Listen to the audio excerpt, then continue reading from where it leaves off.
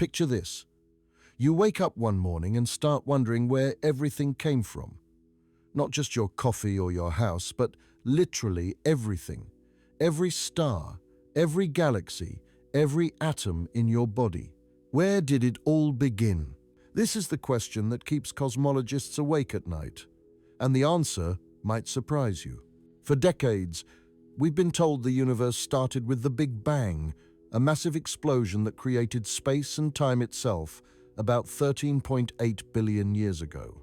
It's the story we learned in school, the explanation that seems to make sense. But what if that's not the whole picture?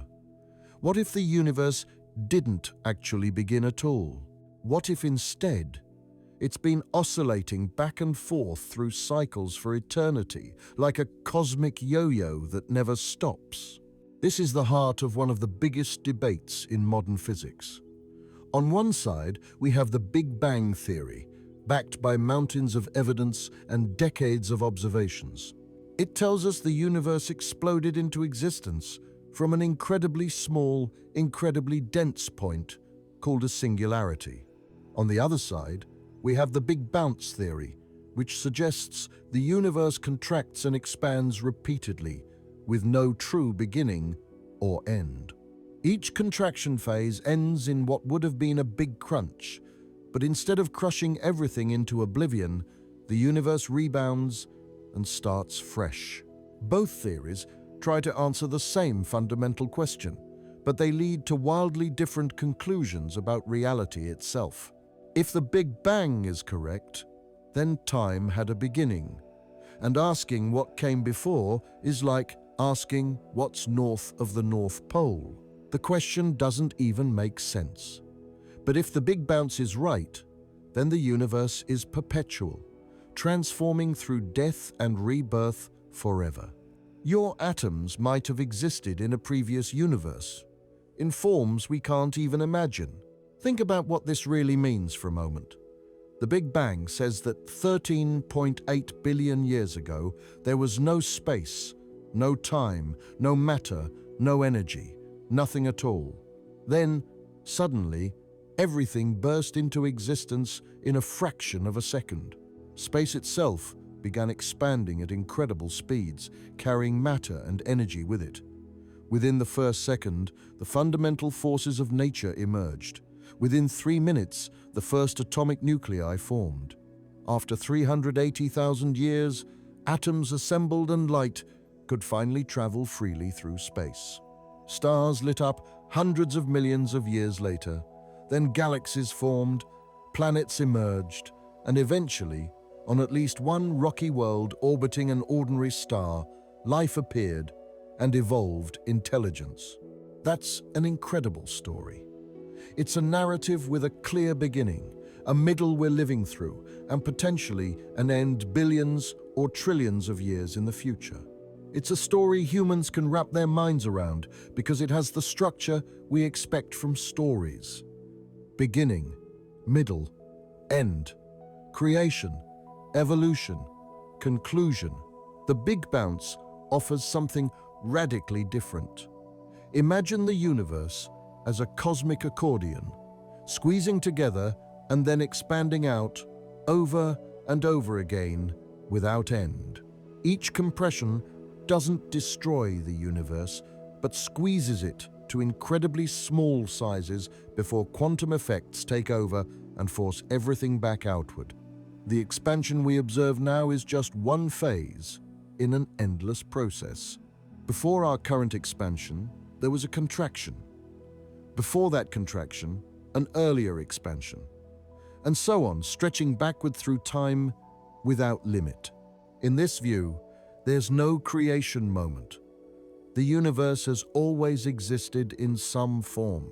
What we call the Big Bang is really just the most recent rebound, a transition point between the last contraction and our current expansion.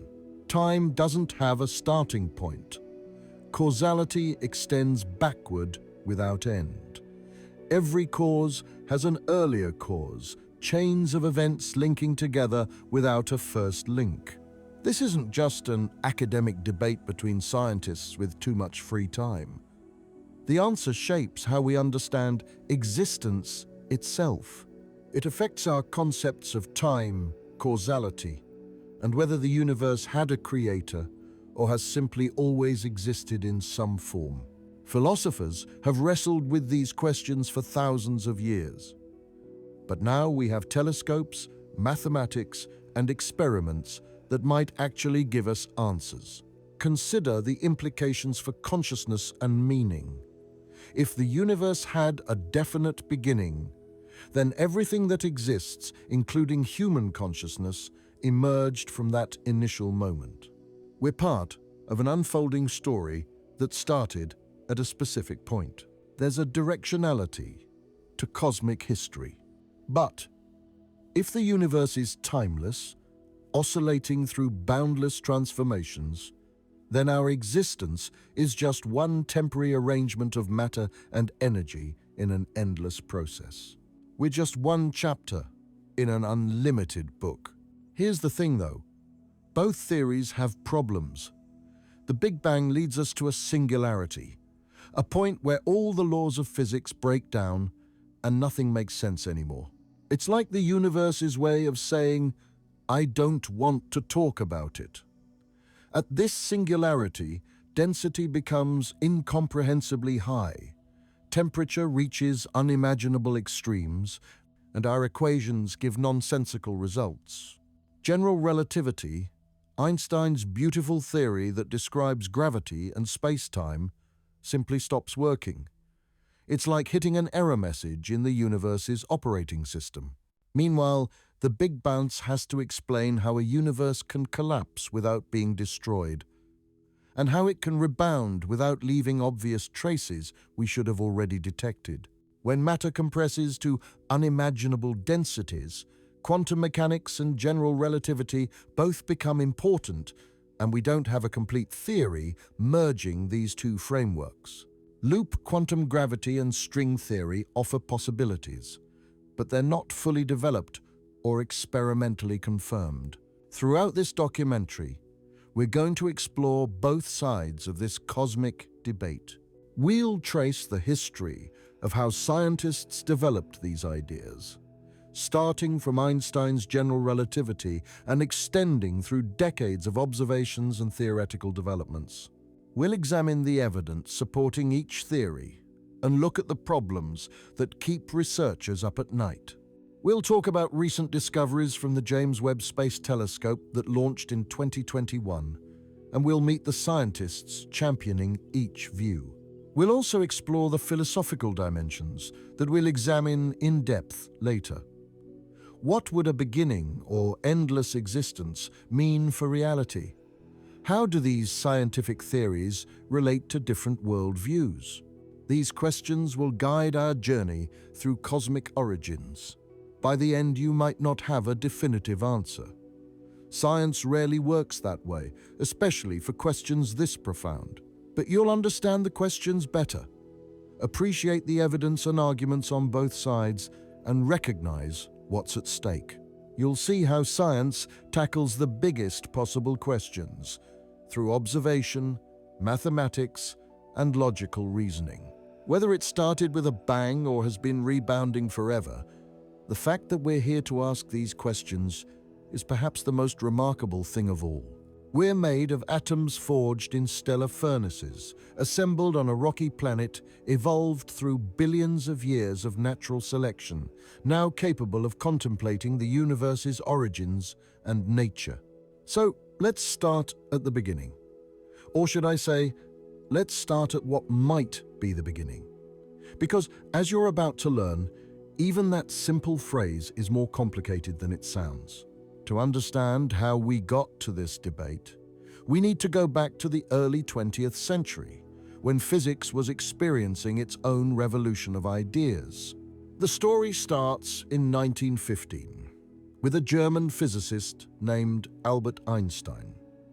You've probably heard of him.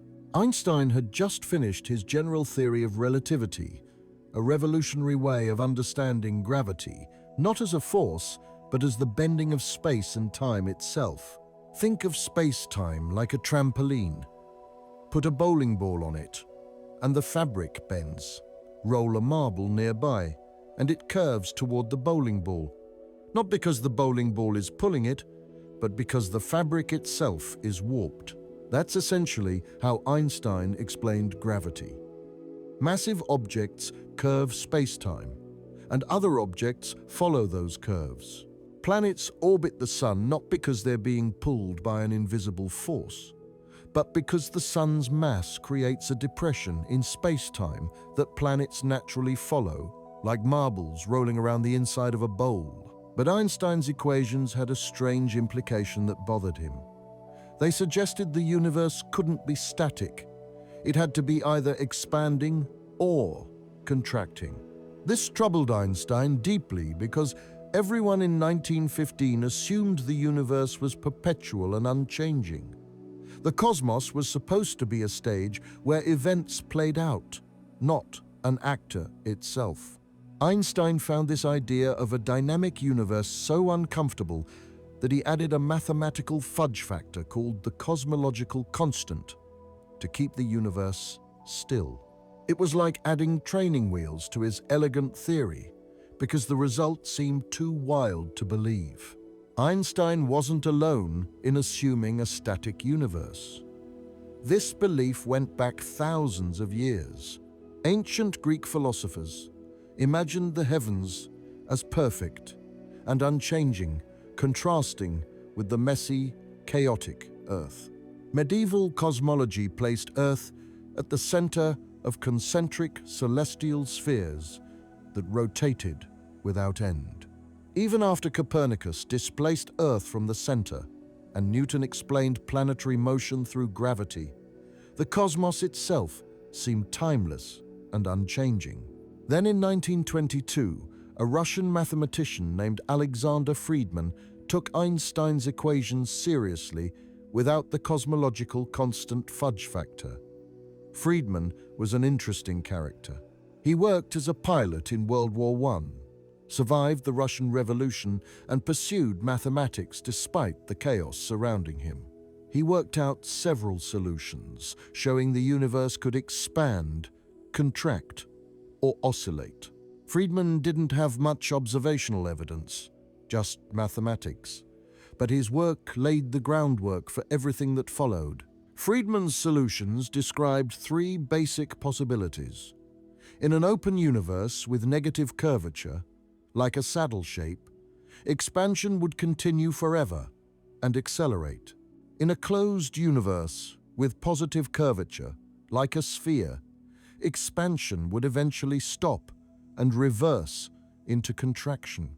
In a flat universe with zero curvature, expansion would continue forever but gradually slow down, approaching but never quite reaching a halt. These mathematical possibilities seemed abstract and disconnected from observations. Sadly, Friedmann died young in 1925 from typhoid fever, never seeing his ideas vindicated. He was only 37 years old.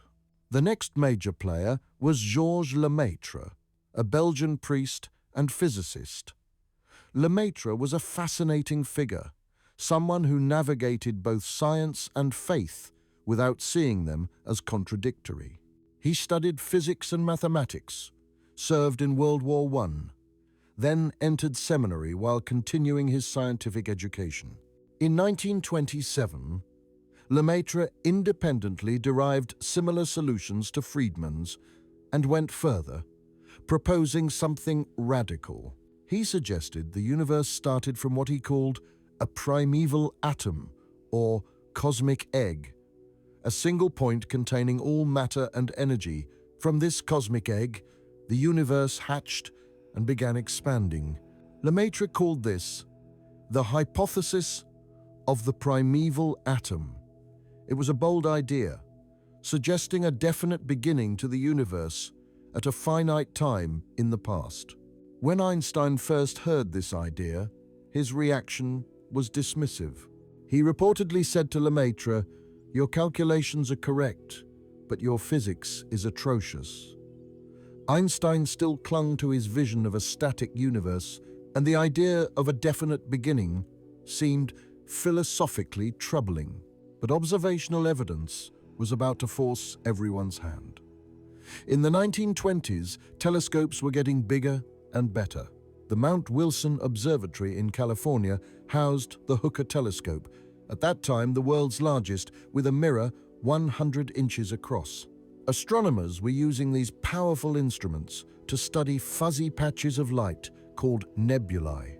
An astronomer named Vesto Slipher, working at Lowell Observatory in Arizona, made curious observations. When he looked at the light from these spiral nebulae, he found it was shifted toward the red end of the spectrum. This redshift suggested the objects were moving away from us. By 1925, Slipher had measured redshifts for dozens of these nebulae, and most showed motion away from our galaxy. Then came Edwin Hubble, working at the Mount Wilson Observatory. Hubble was a complex character, sometimes arrogant, always ambitious, trained as a lawyer, but drawn to astronomy. In the early 1920s, he used the Hooker telescope to resolve individual stars in some nebulae, proving they were distant galaxies beyond the Milky Way. This discovery itself was revolutionary, expanding the known universe from one galaxy to potentially billions. In 1929, Hubble made his most crucial discovery. He measured distances to various galaxies using a class of variable stars called Cepheids. Cepheid variables pulsate regularly, brightening and dimming over days or weeks. Henrietta Leavitt had discovered in 1912 that a Cepheid's pulsation period relates directly to its intrinsic brightness. Measure the period, know the true brightness. Compare to observed brightness, and you can calculate distance. This relationship gave astronomers a cosmic yardstick. Hubble measured Cepheid distances to several galaxies and compared them to their redshifts. What he found was stunning. The farther away a galaxy was, the faster it appeared to be moving away from us. The relationship was linear. Double the distance, double the recession velocity. This relationship is now called Hubble's law, though it should probably be Hubble-Lemaître's law, since Lemaître had predicted this relationship 2 years earlier. Picture dots painted on the surface of an inflating balloon. As you blow air into the balloon, every dot moves away from every other dot. No dot is special or central. The dots farther apart separate faster than dots close together because there's more rubber stretching between them. That's what Hubble found happening with galaxies. The universe itself was expanding, carrying galaxies along like boats on a rising tide. This observation changed everything. If the universe was expanding, then running the clock backward meant it must have been smaller in the past. Keep going back, and you reach a point where everything was compressed together. Lemaître's primeval atom suddenly looked a lot more credible. Einstein visited Hubble in 1931 at Mount Wilson Observatory. After seeing the evidence firsthand, Einstein conceded his cosmological constant was his biggest blunder. The universe wasn't static after all, though interestingly, that constant would make a comeback decades later when scientists discovered the universe's expansion was accelerating. But the theory needed more development and predictions. In the late 1930s and 1940s, a colorful physicist named George Gamow picked up the torch. Gamow was a Russian émigré with a fantastic sense of humor. He escaped the Soviet Union in 1933 and brought a playful approach to serious physics. Gamow worked with his students Ralph Alpha and Robert Herman to figure out what the early universe would have been like if it started hot and dense. They calculated that when the universe was between 1 and 3 minutes old, it would have been hot enough for nuclear fusion to occur everywhere at once. Protons and neutrons could combine to form helium nuclei, along with traces of deuterium, lithium, and beryllium. Their calculations made precise predictions. About 75% of normal matter should be hydrogen, the simplest atom with one proton. About 25% should be helium with 2 protons and 2 neutrons. There should be tiny traces of deuterium, helium-3, and lithium-7.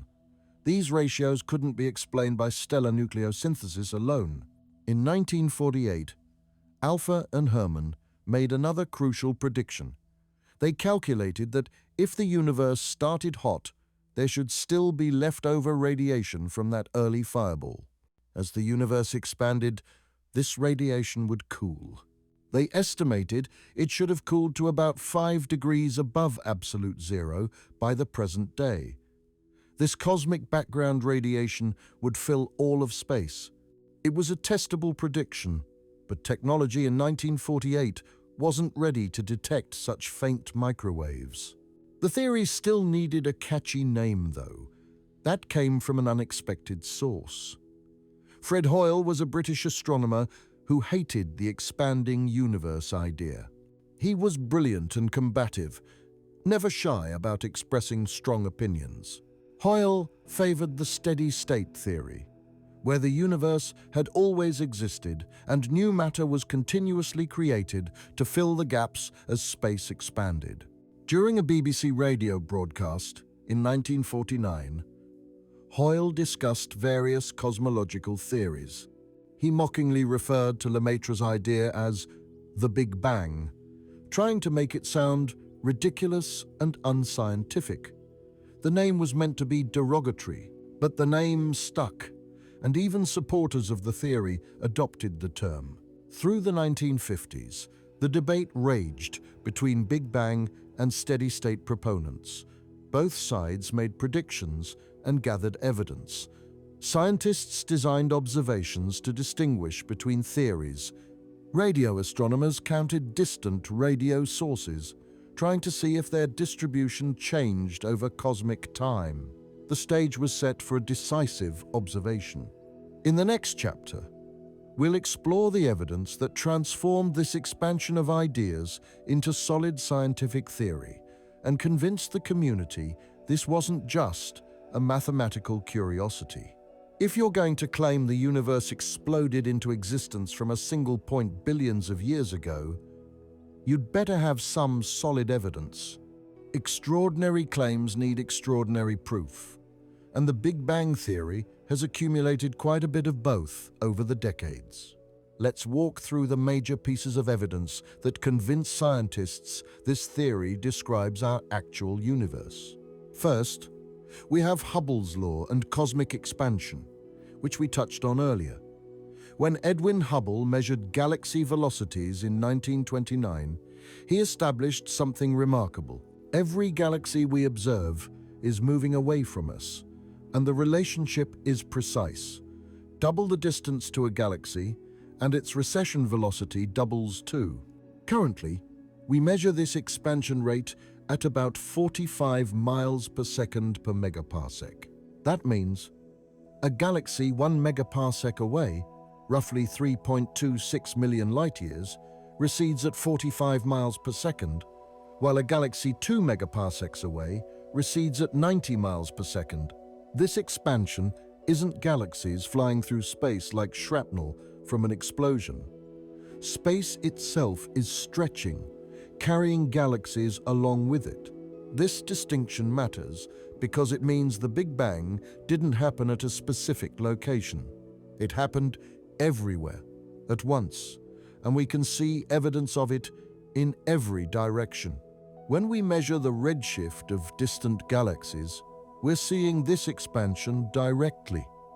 Light waves stretch as space expands, shifting toward longer, redder wavelengths. The farther the galaxy, the more space has expanded during the light's journey, producing a greater redshift. This matches predictions perfectly and has been confirmed with thousands of galaxy measurements. Now, here's where things get really interesting. In 1965, 2 researchers at Bell Labs named Arno Penzias and Robert Wilson were testing a sensitive radio antenna. They kept detecting annoying background noise no matter where they pointed it. After ruling out interference from New York City, atmospheric effects, and even pigeon droppings on the antenna, they realized they'd found something cosmological. That noise was ancient light from when the universe was just 380,000 years old. At that time, the cosmos had cooled enough for electrons and protons to combine into hydrogen atoms. Before that moment, the universe was opaque, like being inside a cloud. Photons constantly scattered off free electrons, unable to travel far. But when atoms formed, the universe suddenly became transparent. Light could finally travel freely through space. The cosmic microwave background is that first light, stretched by expansion from visible wavelengths to microwaves over 13.8 billion years. It has a temperature of about 2.725 degrees above absolute zero, exactly what the Big Bang theory predicted. This radiation fills the entire universe uniformly, coming from every direction. Penzias and Wilson won the Nobel Prize in 1978 for this discovery. Their accidental find provided the smoking gun evidence for the Big Bang. But the story doesn't end there. Scientists wanted to map this cosmic background radiation in detail to see if it was perfectly smooth or had variations. Between 1989 and 1993, NASA's Cosmic Background Explorer satellite, or COBE, mapped the microwave sky with unprecedented precision. It found tiny temperature variations, differences of only about 1 part in 100,000. These tiny ripples represented density fluctuations in the early universe, seeds that would eventually grow into galaxies and galaxy clusters. The Wilkinson Microwave Anisotropy Probe, or WMAP, launched in 2001 and spent 9 years making even more detailed maps. Then the European Space Agency's Planck satellite, operating from 2009 to 2013, provided the highest resolution cosmic microwave background map we have. These missions revealed patterns matching Big Bang predictions with incredible accuracy. These temperature patterns are like cosmic barcodes, encoding information about the universe's composition, age, and geometry. From them, we've determined the universe is 13.8 billion years old, give or take about 20 million years. We've learned it's geometrically flat, meaning parallel lines stay parallel over cosmic distances. We've measured the ratio of ordinary matter to dark matter and dark energy. Another powerful piece of evidence comes from Big Bang nucleosynthesis, the formation of light elements in the universe's first few minutes. When the cosmos was between 1 and 3 minutes old, it was hot enough for nuclear fusion to occur everywhere at once. Protons and neutrons combined to form helium nuclei, along with traces of deuterium, lithium, and beryllium. The Big Bang theory makes precise predictions about these element ratios based on the density and temperature of the early universe. Observations match these predictions remarkably well. About 75% of normal matter is hydrogen, 25% is helium, and there are tiny amounts of the other light elements. You can't get these ratios from stellar nucleosynthesis alone. Then we have the large-scale structure of the universe. When we map galaxy positions across billions of light years, we see patterns. Galaxies cluster together along filaments and sheets, surrounding enormous voids with relatively few galaxies. This cosmic web structure arose from those tiny density variations we see in the cosmic microwave background. Computer simulations running Big Bang physics with cosmic microwave background initial conditions reproduce this structure beautifully. Start with the universe at 380,000 years old. Input the density variations from satellite data, let gravity work for 13.8 billion simulated years, and you get a universe that looks remarkably like ours. We can also observe how galaxy clustering has evolved over time by looking at galaxies at different distances. Remember, looking far away means looking back in time because light takes time to reach us. The patterns match predictions for how structure should have developed from Big Bang initial conditions. Even the universe's chemical evolution supports the theory. The first stars formed from pure hydrogen and helium created in the Big Bang. These stars fused heavier elements in their cores, then scattered them into space when they exploded as supernovae. Second-generation stars formed from gas, enriched with these heavier elements. This process repeated over billions of years, gradually increasing the universe's metallicity. When we observe very distant, very old galaxies, they show lower metallicity than nearby galaxies, exactly as expected. The most ancient stars we can find show compositions dominated by hydrogen and helium, consistent with formation from Big Bang material. The evidence supporting the Big Bang is diverse, coming from completely different types of observations that all point to the same conclusion. The universe expands. It has leftover heat from a hot beginning. Its light element ratios match predictions, and its structure grew from initial seeds. Each piece of evidence alone would be suggestive, but together they build an overwhelming case. For several decades, the Big Bang reigned supreme as the standard model of cosmology. But science isn't about declaring victory and going home. It's about pushing further, asking harder questions, and examining assumptions. And when scientists looked closely, they found some uncomfortable problems lurking beneath its success. The Big Bang theory works remarkably well for explaining what we observe, but it's not perfect. Like a car that runs great until you look under the hood and realize some parts don't quite fit together, the Big Bang has issues that keep theoretical physicists awake at night. These aren't minor quibbles. They're fundamental problems that suggest our understanding is incomplete.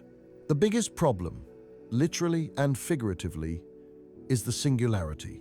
Run the Big Bang backward, and you reach a point where all matter and energy in the universe was compressed into an incredibly small space with immeasurably high density and temperature. This is what mathematicians call a singularity, a place where equations blow up and give nonsensical answers. Here's the issue. Our physics theories, including general relativity, break down at a singularity. They can't describe what happens there. The laws of physics as we know them simply don't apply at those extreme conditions. To truly understand the Big Bang's starting point, we'd need a theory of quantum gravity that combines general relativity with quantum mechanics. We don't have that yet. Think about what a singularity really means. At this point, the entire observable universe, everything we can see extending 93 billion light-years in diameter, was compressed into a volume smaller than an atom. Density becomes boundless. Temperature reaches incomprehensible extremes. The curvature of space-time becomes unlimited. Every physical quantity that can have a value goes to extremes or undefined states. Physicists hate getting these kinds of results in their theories. When an equation gives such extreme answers, it usually means you're asking the wrong question or using the theory beyond its valid range. General relativity gives us singularities at the center of black holes and at the Big Bang. Most physicists believe these aren't real physical entities, just indications that general relativity breaks down at those extreme scales.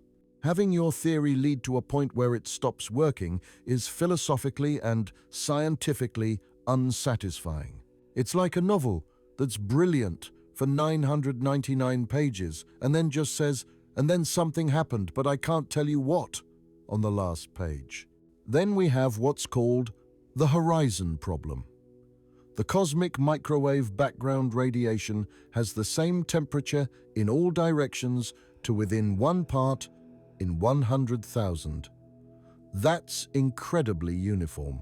Measure the temperature toward the north celestial pole, then toward the south celestial pole, regions separated by the entire sky. They're the same temperature to extraordinary precision. But here's the puzzle. Regions of space on opposite sides of the observable universe have never been in contact with each other, even at light speed. They're separated by more than 93 billion light-years today. Even accounting for expansion, these regions were never close enough in the early universe to exchange heat and reach thermal equilibrium. Light travels at 186,000 miles per second. Very fast by everyday standards, but finite. In the early universe, even traveling at light speed, there wasn't enough time for distant regions to communicate and equilibrate. Yet somehow they all ended up at the same temperature. Related to this is the flatness problem. The universe's geometry is remarkably flat. Curvature measurements from cosmic microwave background observations show the universe's spatial geometry is flat to within measurement error. The Planck satellite measured this flatness to incredible precision. The problem is that flatness is unstable in an expanding universe. A universe that starts even slightly curved will rapidly become more curved as it expands. For the universe to be as flat as we observe today, its initial conditions had to be fine-tuned to an absurd degree, something like 1 part in 10 to the 60th power.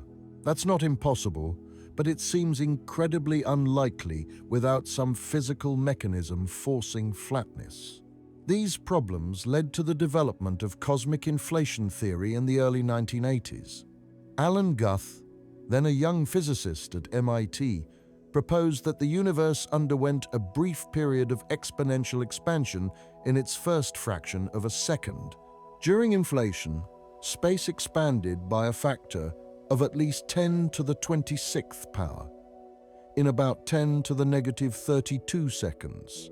Inflation elegantly solves both the horizon and flatness problems. The entire observable universe came from a tiny patch of space that was in thermal equilibrium before inflation. Regions now separated by vast distances were once so close together they could exchange heat. Then inflation blew up this tiny region to cosmic scales. Inflation also drives the universe toward flatness naturally. Take any curved surface, expand it by 10 to the 26th power, and locally, it will appear flat. After inflation ended, the universe continued expanding at a more sedate pace, following the standard Big Bang model. While inflation is widely accepted, it's not without problems. We don't know what caused inflation or what the inflaton field was that drove it. The inflaton is a hypothetical scalar field that permeated space and drove exponential expansion. But what is this field fundamentally? Why did it exist? Why did it turn on and why did it turn off? There are dozens of different inflation models, and we can't yet distinguish between them observationally. By adjusting parameters, inflation can be made to fit almost any observation, which makes some scientists nervous. Some critics, like Paul Steinhardt, who helped develop early inflation models, now argue that inflation creates more problems than it solves. Perpetual inflation potentially generates a multiverse of pocket universes with different physical laws. Some physicists find this exciting, others find it disturbing, arguing it makes the theory unfalsifiable. Then we have the question that everyone asks eventually. What happened before the Big Bang?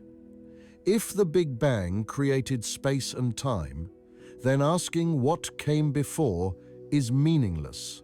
Time itself didn't exist beforehand, so there was no before. It's like asking what's north of the North Pole, but that answer rarely satisfies people. Our brains are wired to think in terms of cause and effect, and an effect without a cause feels wrong.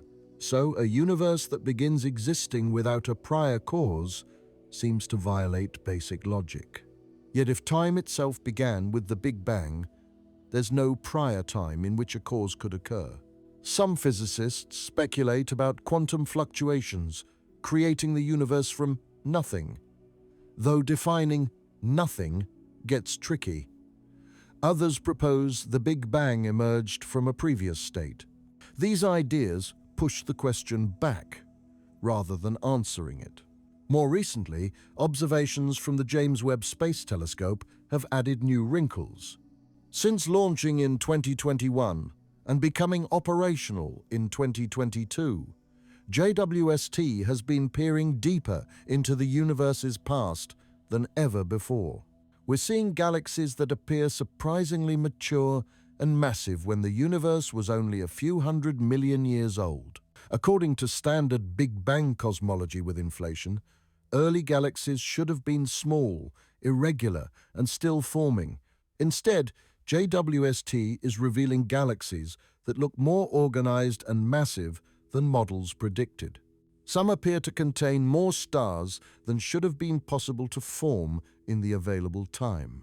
This doesn't necessarily mean the Big Bang is wrong, but it suggests our understanding of galaxy formation might need revising. Perhaps stars formed more efficiently in the early universe than we thought. Maybe dark matter played a different role than models assume. Most cosmologists think these observations will be explained within the standard framework once we better understand early astrophysics. There's also the ongoing mystery of dark matter and dark energy. Observations indicate normal matter makes up only about 5% of the universe's total mass energy content. About 27% is dark matter, detected only through gravitational effects. The remaining 68% is dark energy, a mysterious component causing the universe's expansion to accelerate. The Big Bang theory itself doesn't predict or explain dark matter and dark energy.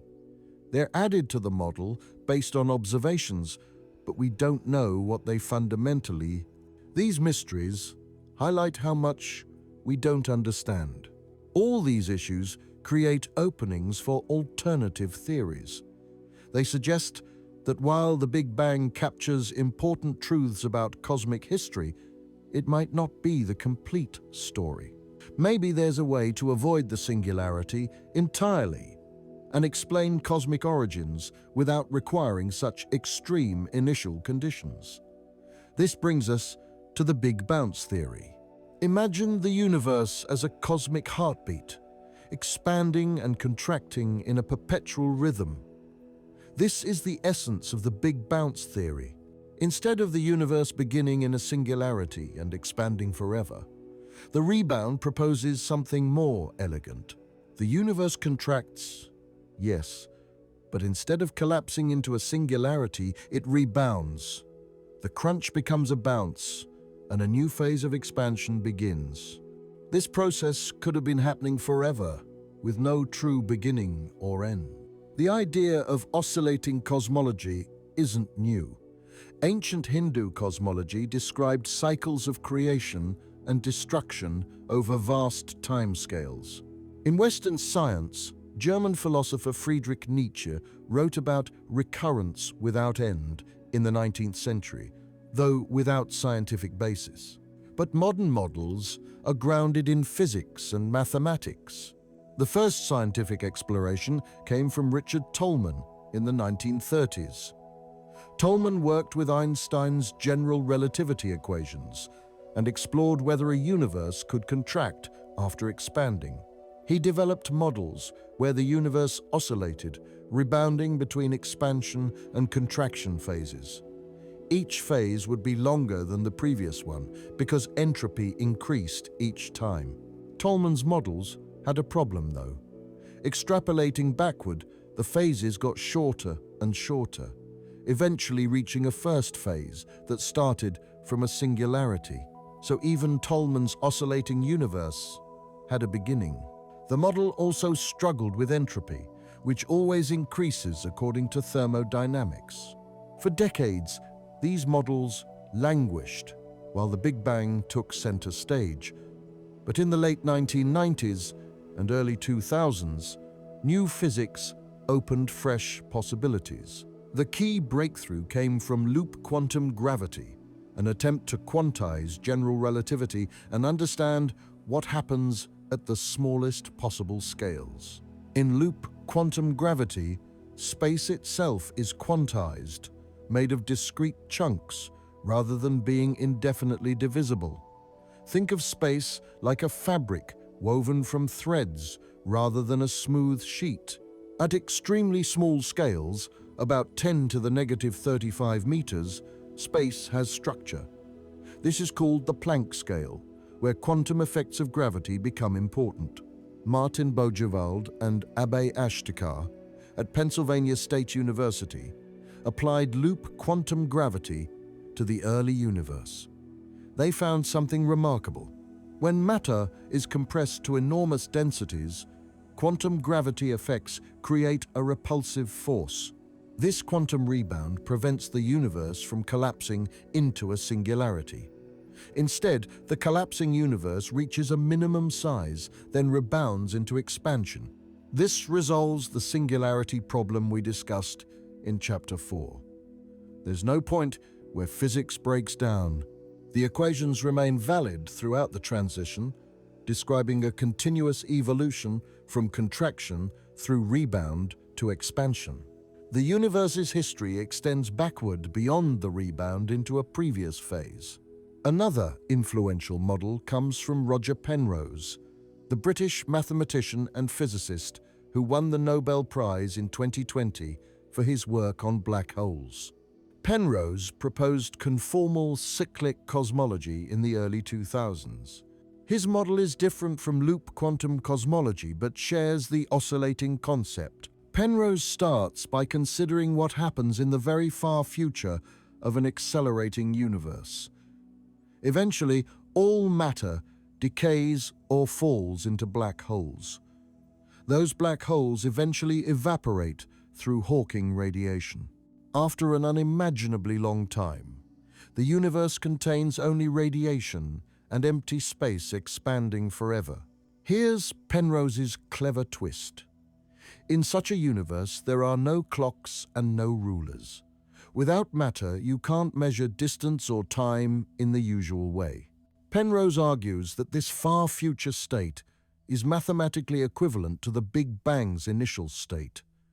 The end of one cosmic aeon seamlessly becomes the beginning of the next through a mathematical transformation. Conformal cyclic cosmology makes testable predictions.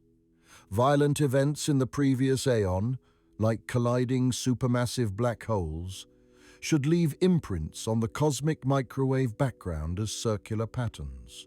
Penrose claims to have found such patterns and calls them Hawking points.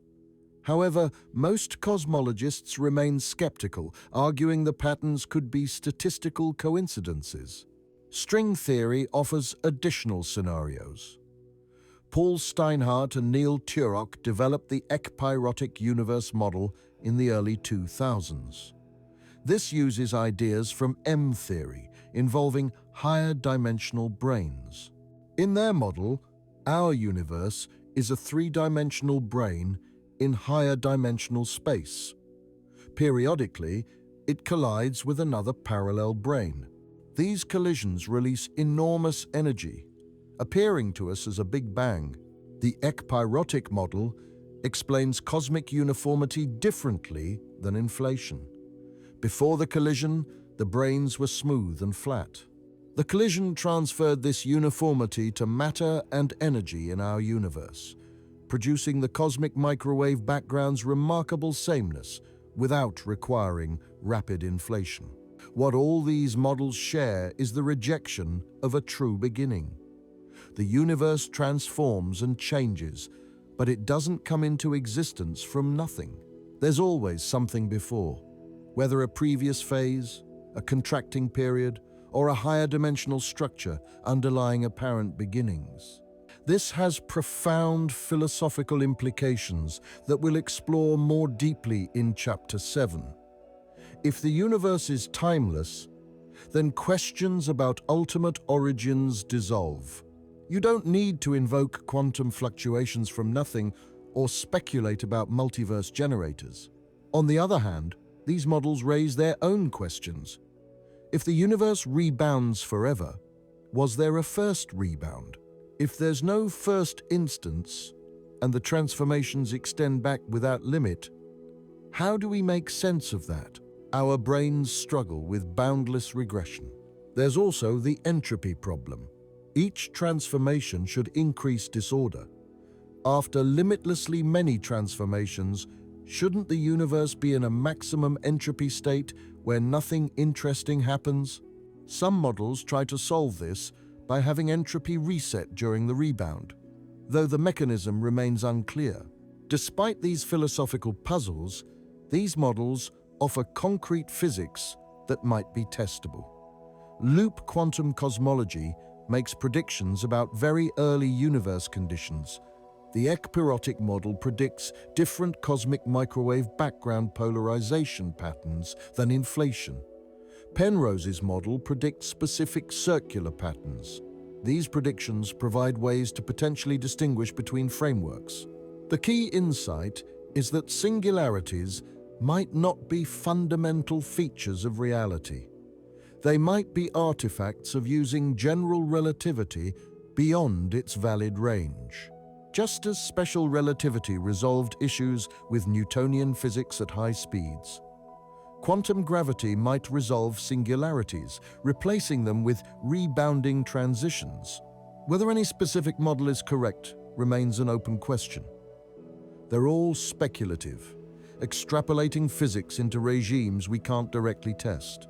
But they represent serious scientific alternatives, grounded in mathematics and potentially testable through observations.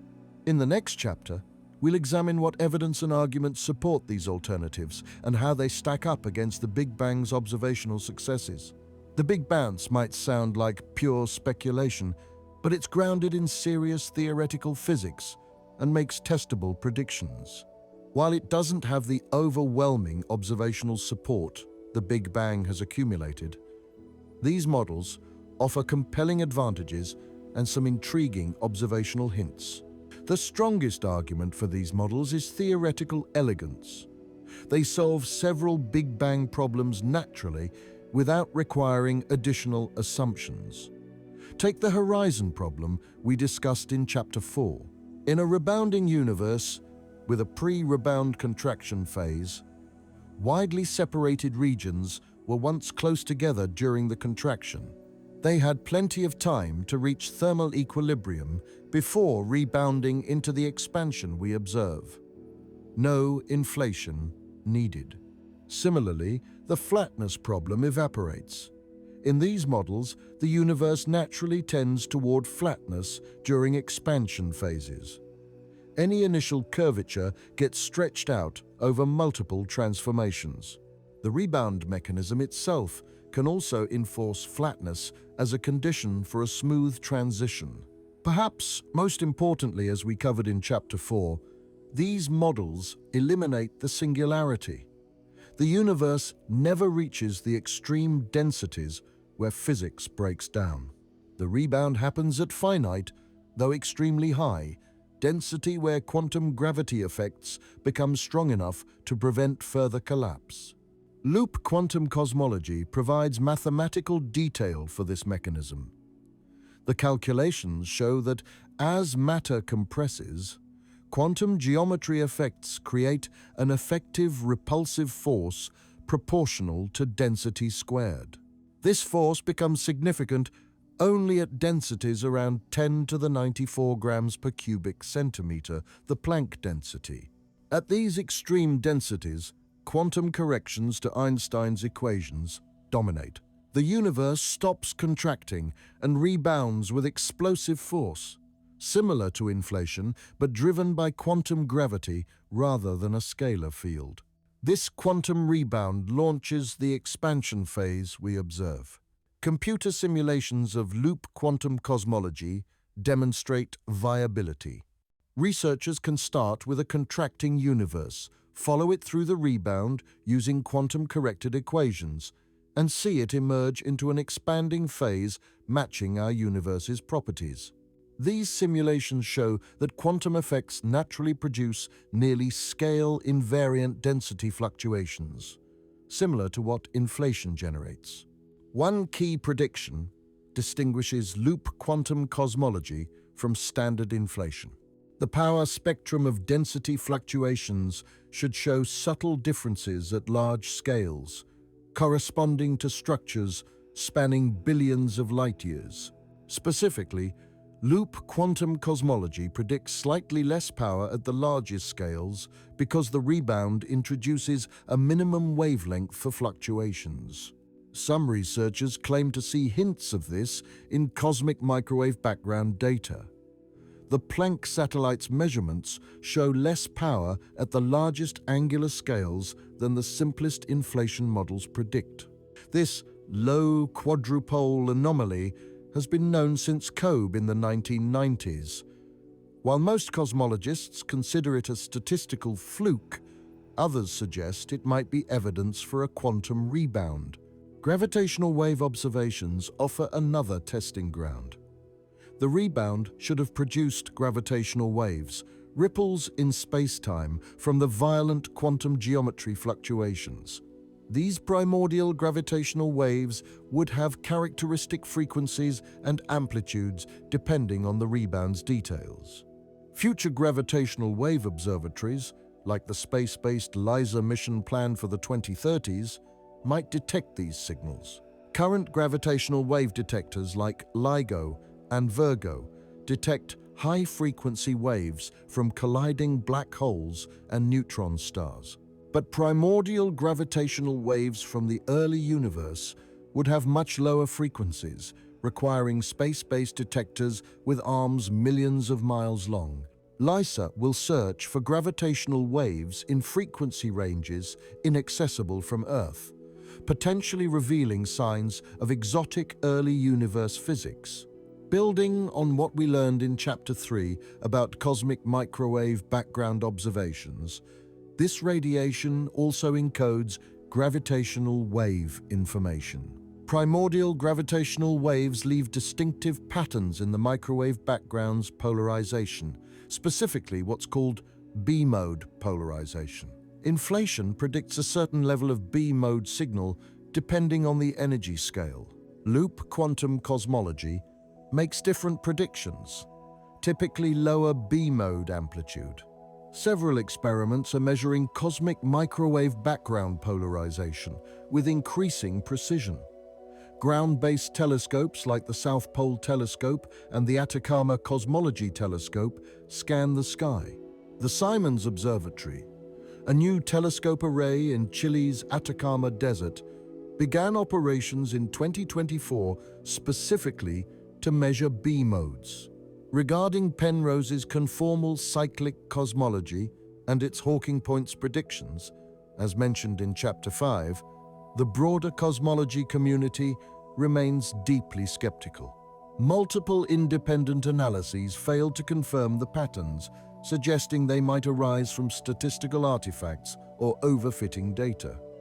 This illustrates a challenge in testing these models. Many predictions involve subtle effects in data that already has random noise and systematic uncertainties. The James Webb Space Telescope discoveries we discussed in Chapter 4 present an interesting twist. Those surprisingly mature early galaxies that seemed hard to explain in standard Big Bang cosmology might be easier to accommodate if the universe rebounded from a previous phase. In a rebounding universe, structure formation could have begun during the contraction phase, giving galaxies a head start. This argument remains speculative and controversial. Most astronomers think JWST's findings will be explained within the standard cosmological framework once we better understand early star and galaxy formation. But it demonstrates how new observations can breathe life into alternative theories. Another consideration is philosophical rather than observational. Many physicists find timeless models more satisfying than a universe with a beginning. The idea that reality simply exists, transforming through phases but never starting from nothing, avoids uncomfortable questions about first causes and creation. This philosophical preference doesn't constitute evidence, but it motivates taking these models seriously and developing them rigorously. The Epyotic model's predictions about cosmic microwave background polarization haven't been clearly distinguished from inflation yet, but future experiments might change that. The model predicts a specific relationship between different types of density fluctuations, encoded in correlations between temperature and polarization patterns. One challenge for all these models is explaining entropy. If the universe has undergone limitlessly many transformations, each increasing entropy, why isn't entropy already at maximum? Some loop quantum cosmology models propose that quantum effects reset entropy during the rebound, though the mechanism remains unclear. Recent theoretical work has explored how quantum information might survive a rebound. Some models suggest that information gets encoded in the quantum state of the geometry itself during the rebound, then unpacked in the subsequent expansion. This remains highly speculative. At the cutting edge, where quantum mechanics, gravity, and information theory intersect. The verdict on these models remains open. They address real problems in Big Bang theory and make testable predictions, even if confirming those predictions requires observations at the edge of current capabilities. They don't yet have smoking gun evidence like the cosmic microwave background discovery provided for the Big Bang. But they represent serious scientific alternatives, not just philosophical speculation. As observations improve, we'll gain better handles on distinguishing models. Measurements of cosmic microwave background polarization will continue with greater sensitivity. Gravitational wave astronomy will probe lower frequencies. Telescopes like JWST will map the early universe in unprecedented detail. Each new observation provides another chance to test predictions. We've explored the Big Bang and the Big Bounce separately. Now let's put them head to head, comparing how each theory handles the big questions and seeing where they agree, disagree, and leave mysteries unsolved. First, let's compare observational support. The Big Bang wins decisively here. It has decades of confirming evidence from multiple independent sources, as we detailed in Chapter 3. The cosmic expansion, the microwave background and its detailed patterns, nucleosynthesis explaining element abundances, and large-scale structure formation all support the framework. The Big Bounce, by contrast, doesn't contradict these observations, but also doesn't have unique evidence clearly favoring it. Most models are designed to reproduce the Big Bang's successful predictions while addressing its theoretical problems. They can explain the same data, but don't yet have their own definitive discovery. On theoretical elegance, the comparison flips. As we explored in Chapter 4, the Big Bang requires inflation to solve problems, but inflation itself raises questions about what drove it. The theory leads to a singularity where physics breaks down. It doesn't explain why the universe exists or what came before. The Big Bounce solves these problems naturally, as we saw in Chapters 5 and 6. No inflation needed because the pre-rebound contraction phase allowed thermal equilibrium. No singularity because quantum gravity effects create a rebound.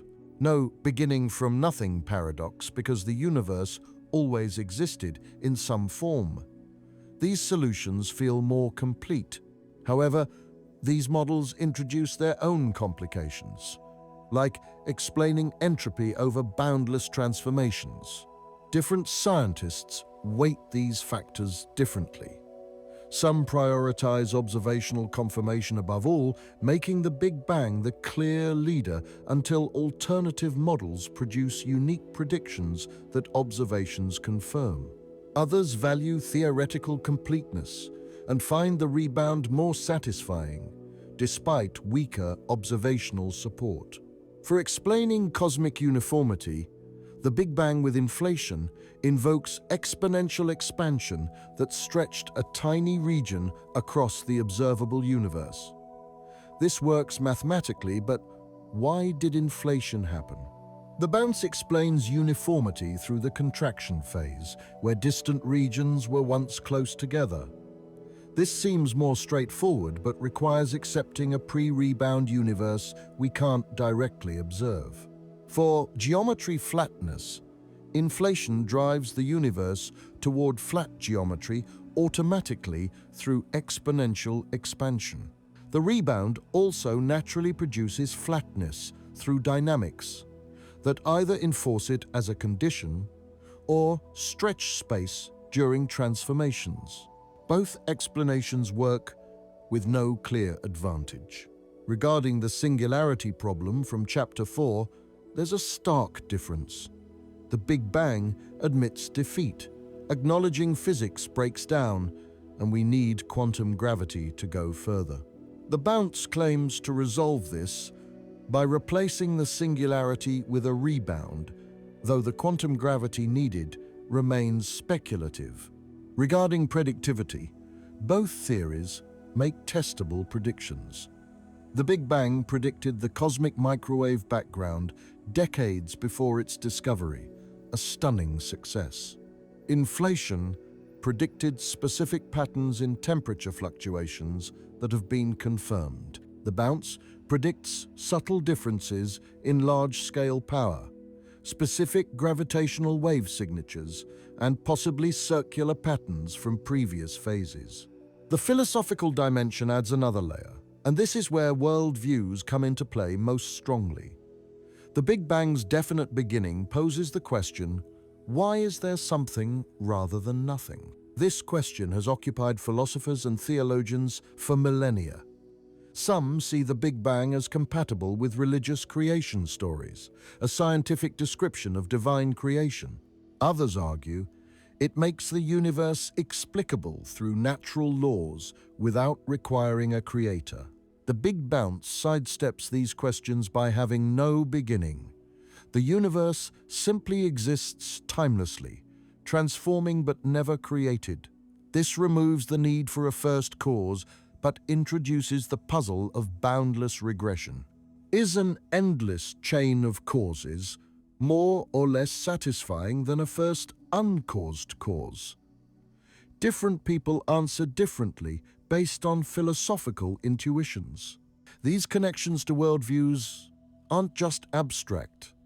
They reflect deep human questions about meaning and purpose. Whether the universe had a beginning or has existed perpetually affects how we conceptualize reality and our place in it. Let's hear from scientists in this debate. Carlo Rovelli, a leading quantum gravity theorist, strongly advocates loop quantum cosmology. He argues that removing singularities is crucial for physics to be complete, and that quantum effects at Planck scales must prevent extreme densities. Sean Carroll, a theoretical physicist and cosmologist, is more skeptical while remaining open-minded. He points out that perpetual inflation also produces a timeless multiverse in some sense, so the Big Bang framework needn't imply a true beginning to all reality. He emphasizes that we should follow observational evidence. Paul Steinhardt, who helped develop inflation theory but later became critical of it, has championed epyotic models. He argues that inflation has become unfalsifiable because it predicts such a wide range of possible outcomes. Alternative models, he contends, make more specific predictions and are therefore more scientifically rigorous. André Linde, one of inflation's main architects, defends the theory vigorously. He acknowledges open questions but emphasizes inflation's successes in explaining observations and its natural emergence from many different high-energy physics scenarios. These debates play out at scientific conferences, in journal papers, and through public lectures. They're good-natured, scientists attacking each other's ideas rather than each other personally. This is how science progresses. Future observations will help resolve these debates. The Euclid Space Telescope, launched by the European Space Agency in 2023, is mapping the universe's large-scale structure with unprecedented detail. It's measuring how galaxy clustering evolved over billions of years, providing constraints on cosmic expansion history and dark energy properties. The James Webb Space Telescope will continue revealing the early universe, showing how the first galaxies and stars formed. These observations might favor models that better predict structure formation details. Gravitational wave astronomy is in its infancy. LIGO and Virgo have detected dozens of black hole and neutron star collisions since 2015. Future detectors will probe lower frequencies. The LISA mission, planned for launch in the 2030s, will search for gravitational waves from supermassive black hole mergers and potentially primordial sources. The Nancy Grace Roman Space Telescope, scheduled for launch in the late 2020s, will map the sky in infrared with wide fields, discovering thousands of supernovae and measuring cosmic expansion with high precision. Ground-based experiments continue measuring cosmic microwave background polarization. The Simons Observatory in Chile, the South Pole Observatory, and the planned CMB Stage 4 experiment will hunt for B-mode polarization signatures. Detecting primordial B-modes would constrain or rule out various models. All these missions represent opportunities for observations to guide theory. If alternative models' predictions are confirmed, support will shift. If they're ruled out, the Big Bang with inflation remains the standard. If observations continue matching both frameworks, then we'll need even more precise tests. One fascinating possibility is that neither model is quite right, and the truth involves elements of both, or something completely different we haven't imagined yet. Science has a history of finding that nature is stranger than our theories anticipated. These aren't just academic questions for specialists. They touch on profound issues about existence, time, causality, and our place in the cosmos. Whether the universe had a beginning or has existed, timelessly affects how we conceptualize reality. The debate will continue, sharpening as data improves. Scientists will propose new tests, refine theories, and hopefully narrow the possibilities. Eventually, observations might decisively favor one framework or point towards something new. Until then, we appreciate both the Big Bang's empirical successes and the bounce's theoretical elegance. We've journeyed through the physics, history, and evidence surrounding the Big Bang and Big Bounce theories. But stepping back from equations and observations, what does this debate really mean? How do these cosmic origin stories affect our understanding of reality, time, existence, and ourselves? First, consider what it means for time itself. If the Big Bang is correct with a true beginning, then time is finite into the past. There's a first moment, roughly 13.8 billion years ago, before which time didn't exist. This is mind-bending because our intuition treats time as a continuum stretching back without limit. Time itself is part of the universe, created along with space and matter. This finite time view has interesting implications. It means the universe has a definite age, a specific history with a starting point. Events can be ordered temporally from that beginning to now. This framework fits naturally with narrative thinking, telling the story of cosmic evolution. Alternatively, if the bounce is correct, time might extend much further back than we typically imagine, or have no starting point at all. The universe oscillates through transformations, but time itself has no beginning. This challenges our intuition differently. How do we make sense of time stretching back without limit? Some models finesse this by proposing that while transformations extend back without limit, information from distant past phases is lost. Each rebound scrambles conditions so thoroughly that traces of earlier phases vanish. The effective beginning of observable history is the most recent rebound, even though reality extends further back. These different time concepts connect to debates about whether time is fundamental or emergent. Some physicists argue time is a fundamental feature of reality. Others suggest time emerges from more fundamental timeless physics, much like temperature emerges from molecular motion. Let's think about multiverses, another implication of both theories. Perpetual inflation, often paired with the Big Bang, generates a multiverse of pocket universes with different properties. Our observable universe is one pocket where conditions allow life. This explains fine-tuning through anthropic selection. We exist in this universe because it allows our existence. Some rebounding models also imply a kind of multiverse across time. Each transformation might have different properties, different physical laws or constants. We observe this phase's properties because they allow observation. Previous and future phases might be radically different. The multiverse concept is controversial. Critics argue it's unfalsifiable, violating scientific methodology. If we can never observe other universes, how can we test multiverse theories? Proponents respond that multiverse theories make predictions within our universe that can be tested. Consider what these theories mean for life's existence.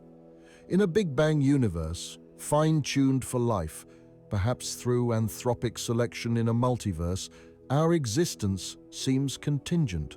We happen to occupy a universe where conditions allow complexity. In a rebounding universe, life might arise repeatedly across transformations, or perhaps only in phases with appropriate conditions. This connects to questions about extraterrestrial life. If the universe is vast and old, with billions of galaxies each containing billions of stars, life should be common if it arises readily from chemistry. The Fermi paradox asks why we haven't detected obvious signs of advanced civilizations if they're common. In a rebounding universe, there's a possibility, purely speculative, of information transfer between phases. Could advanced civilizations encode information that survives the rebound? Could messages be sent to future transformations? These ideas are science fiction more than science, but they illustrate how cosmic origin stories inspire imagination. Let's talk about fate. If the Big Bang leads to perpetual expansion, the universe faces a cold, dark future. Stars will burn out, galaxies drift apart, black holes evaporate, and eventually nothing remains but dilute radiation in ever-expanding space. This big freeze scenario is desolate, but seems unavoidable in standard cosmology with dark energy. A rebounding universe offers a different fate. The expansion might reverse, leading to contraction and eventual rebound into a new phase.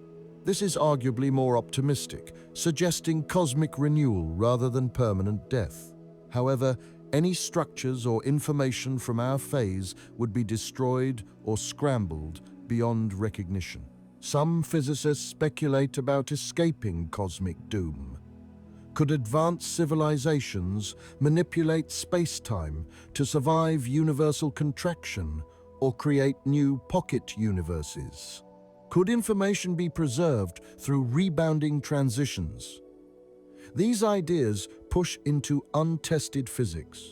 There's a spiritual dimension to these questions that can't be ignored.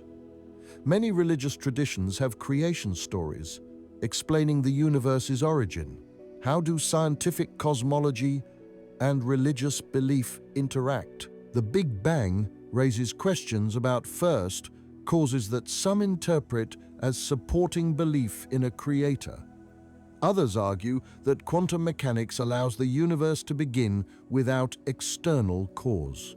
These worldview connections reflect how the Big Bang versus bounce debate extends beyond pure physics into questions about meaning and purpose. The Judeo-Christian tradition speaks of creation from nothing, aligning with Big Bang thinking where everything has a definite starting point. Eastern traditions like Hinduism and Buddhism often describe recurring time, with the universe going through vast transformations called kalpas, resonating with bounce cosmology. Atheists and agnostics also engage with cosmology philosophically. The Big Bang raises questions about first causes. Rebounding cosmology sidesteps creation questions by having no beginning to explain. These debates probably won't be resolved by physics alone. Education is another consideration. How do we teach cosmology? The Big Bang is standard textbook material. Alternative models are mentioned, if at all, as speculative alternatives. This might change if observations favor these theories. Science education must balance teaching current best understanding while acknowledging open questions. There's risk in oversimplifying. Telling students the universe began with the Big Bang without explaining problems or alternatives does a disservice. Good science education conveys both what we know confidently and where mysteries remain. Public understanding affects support for research. Funding comes ultimately from society. When people appreciate the profound questions cosmology addresses and the methods used, they're more likely to support continued exploration. There's also pure wonder. Whether the universe began in a Big Bang or has been rebounding timelessly, both scenarios are staggering.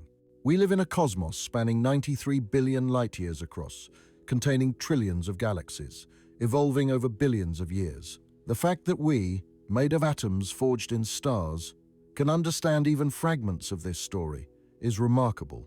This wonder motivates people into science careers. Children who learn about these theories might become the physicists solving these mysteries in coming decades.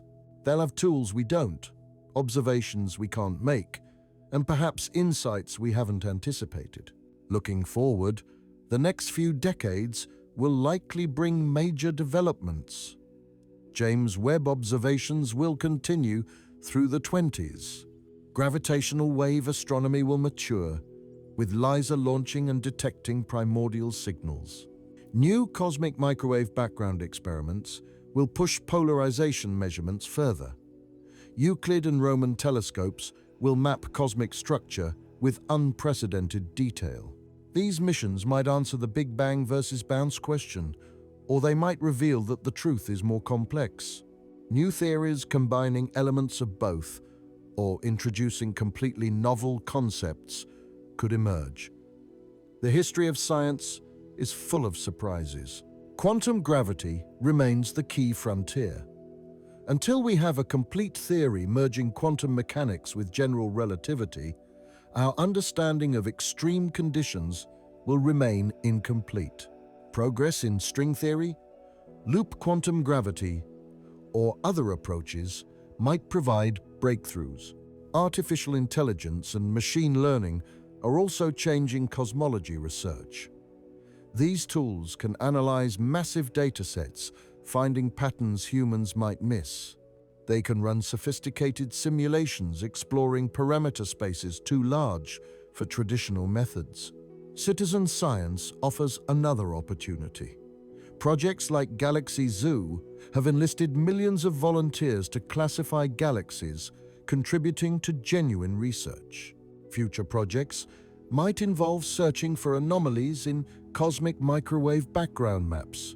Philosophy of science will continue grappling with cosmology's unique challenges. Unlike laboratory experiments, we can't rerun the universe's history or test theories by creating new universes. What does this mean for verification and falsification? These epistemological questions need ongoing attention. Ultimately, this debate represents humanity's attempt to answer perhaps the most fundamental question possible. Where did everything come from? How did it begin? Or did it begin at all? These questions transcend science, touching philosophy, religion, and our deepest curiosities about existence. We're fortunate to live when these questions are moving from pure speculation to testable science. Our telescopes can see nearly to the observable universe's edge. Our equations can describe conditions moments after the universe's beginning or rebound. Previous generations could only imagine and philosophize.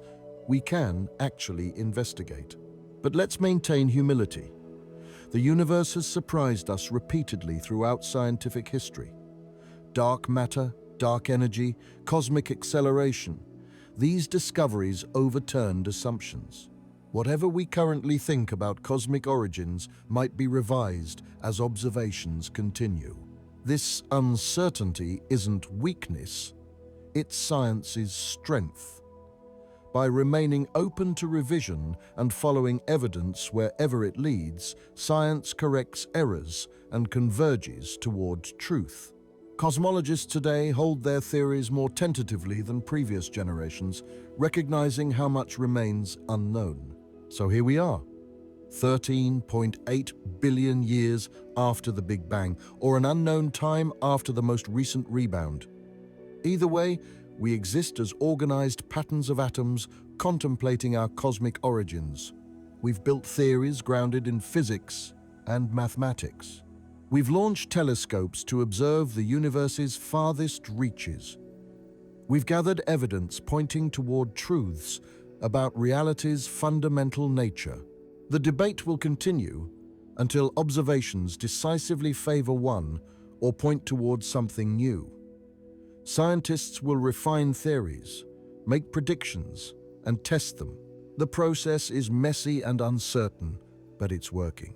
We understand far more now than a century ago. Whatever the ultimate answer, the question itself is worth pursuing. Understanding where we came from, how the universe works, and what might come next enriches human existence. It gives perspective on our place in nature. It reveals the universe's profound strangeness and beauty. The universe, whether it began with a bang or has been rebounding like a cosmic yo-yo through time without end, is an amazing place.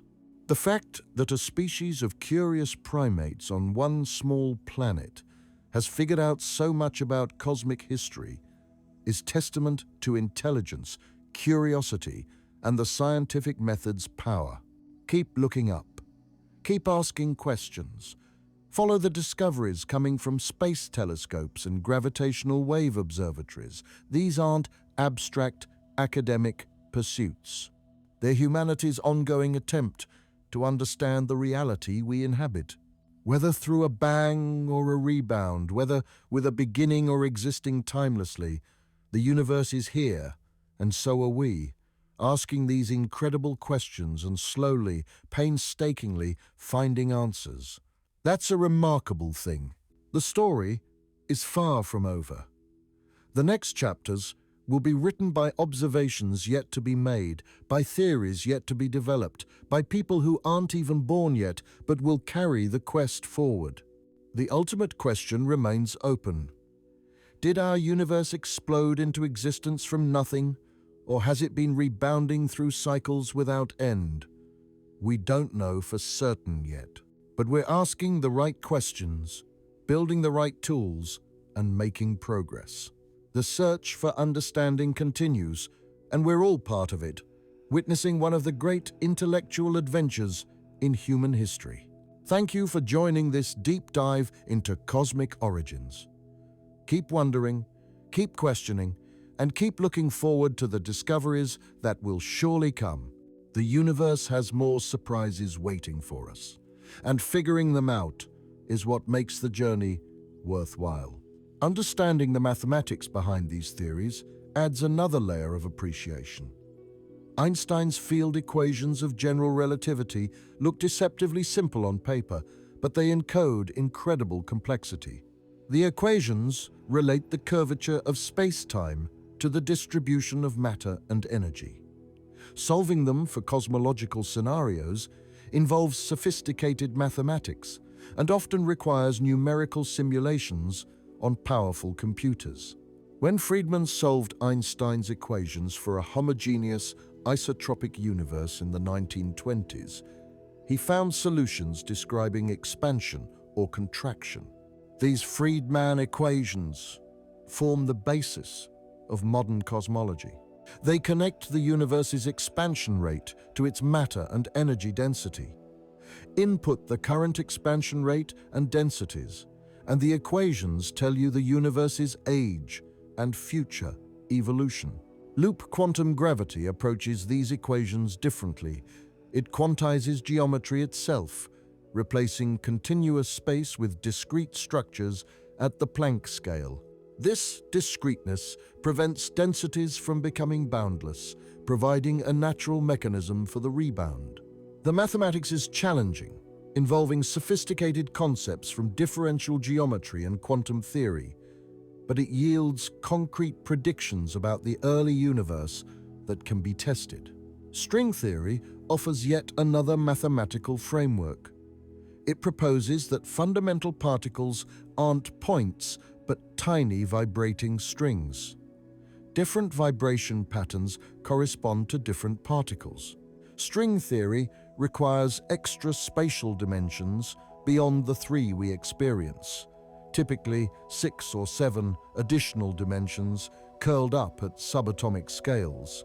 In string theory's Epyotic scenario, our universe is a 3-dimensional brane in higher dimensional space. Collisions between branes release energy appearing to us as the Big Bang. The mathematics describing branes and their interactions is complex, involving advanced concepts from algebraic topology and differential geometry. All these mathematical approaches share common features. They attempt to extend physics into regimes we can't directly observe, using mathematical consistency and theoretical principles as guides. They make predictions that future observations might test. They represent humanity's attempt to use mathematics and logic to understand nature beyond what we can directly perceive. The role of mathematics in physics deserves emphasis. Mathematics isn't just a tool for calculation. It's a language for precisely expressing physical ideas and relationships. When equations predict phenomena that experiments then confirm, it reveals deep connections between abstract mathematics and physical reality. Eugene Wigner famously called this the unreasonable effectiveness of mathematics in the natural sciences. This effectiveness gives confidence that even when extrapolating beyond observable ranges, mathematics can guide us toward truth. If equations work perfectly in regimes we can test, we have reason to trust them in regimes we can't yet test, at least until observations prove otherwise. This is why theoretical physicists take mathematical elegance and consistency seriously. Of course, mathematics alone isn't enough. Theories must be tested against observations. No matter how elegant or mathematically consistent, a theory that contradicts experiments must be revised or abandoned. This interplay between mathematical theory and empirical observation drives physics forward. The cosmic microwave background deserves deeper exploration beyond what we covered in Chapter 3. When Penzias and Wilson discovered it in 1965, they were initially just trying to understand noise in their antenna. The antenna was built for satellite communications, a large horn-shaped structure pointing at the sky. No matter where they pointed it, they detected excess noise at microwave frequencies. They checked everything. Was it interference from New York City? No, the signal was the same at all times. Was it atmospheric effects? No, the intensity didn't vary with weather or seasons. They even considered whether pigeon droppings inside the antenna might be the source. They cleaned out the droppings, catching the pigeons and relocating them. The birds returned and left more droppings. Finally, they realized this wasn't noise at all. It was a genuine signal from space, uniform in all directions, with a temperature of about 3 degrees Kelvin. At Bell Labs, only about 40 miles away, a team led by Robert Dick had been planning to build an antenna to search for exactly this signal.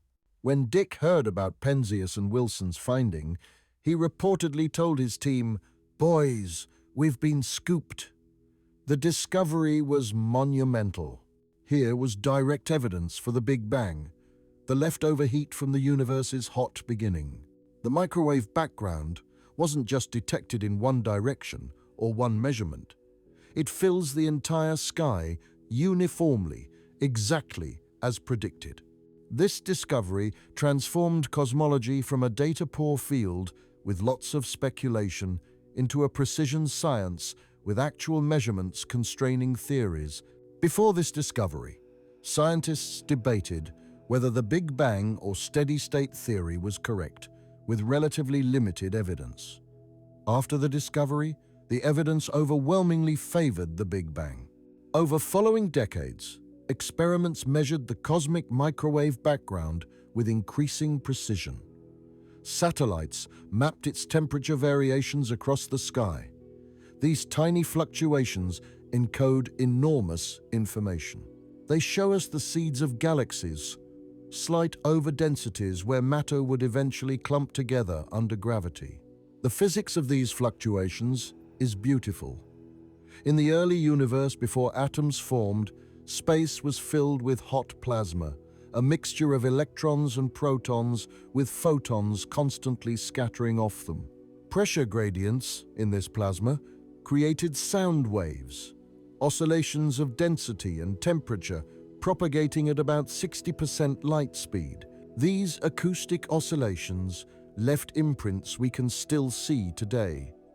Regions that were compressed appear slightly hotter. Regions that were rarefied appear slightly cooler.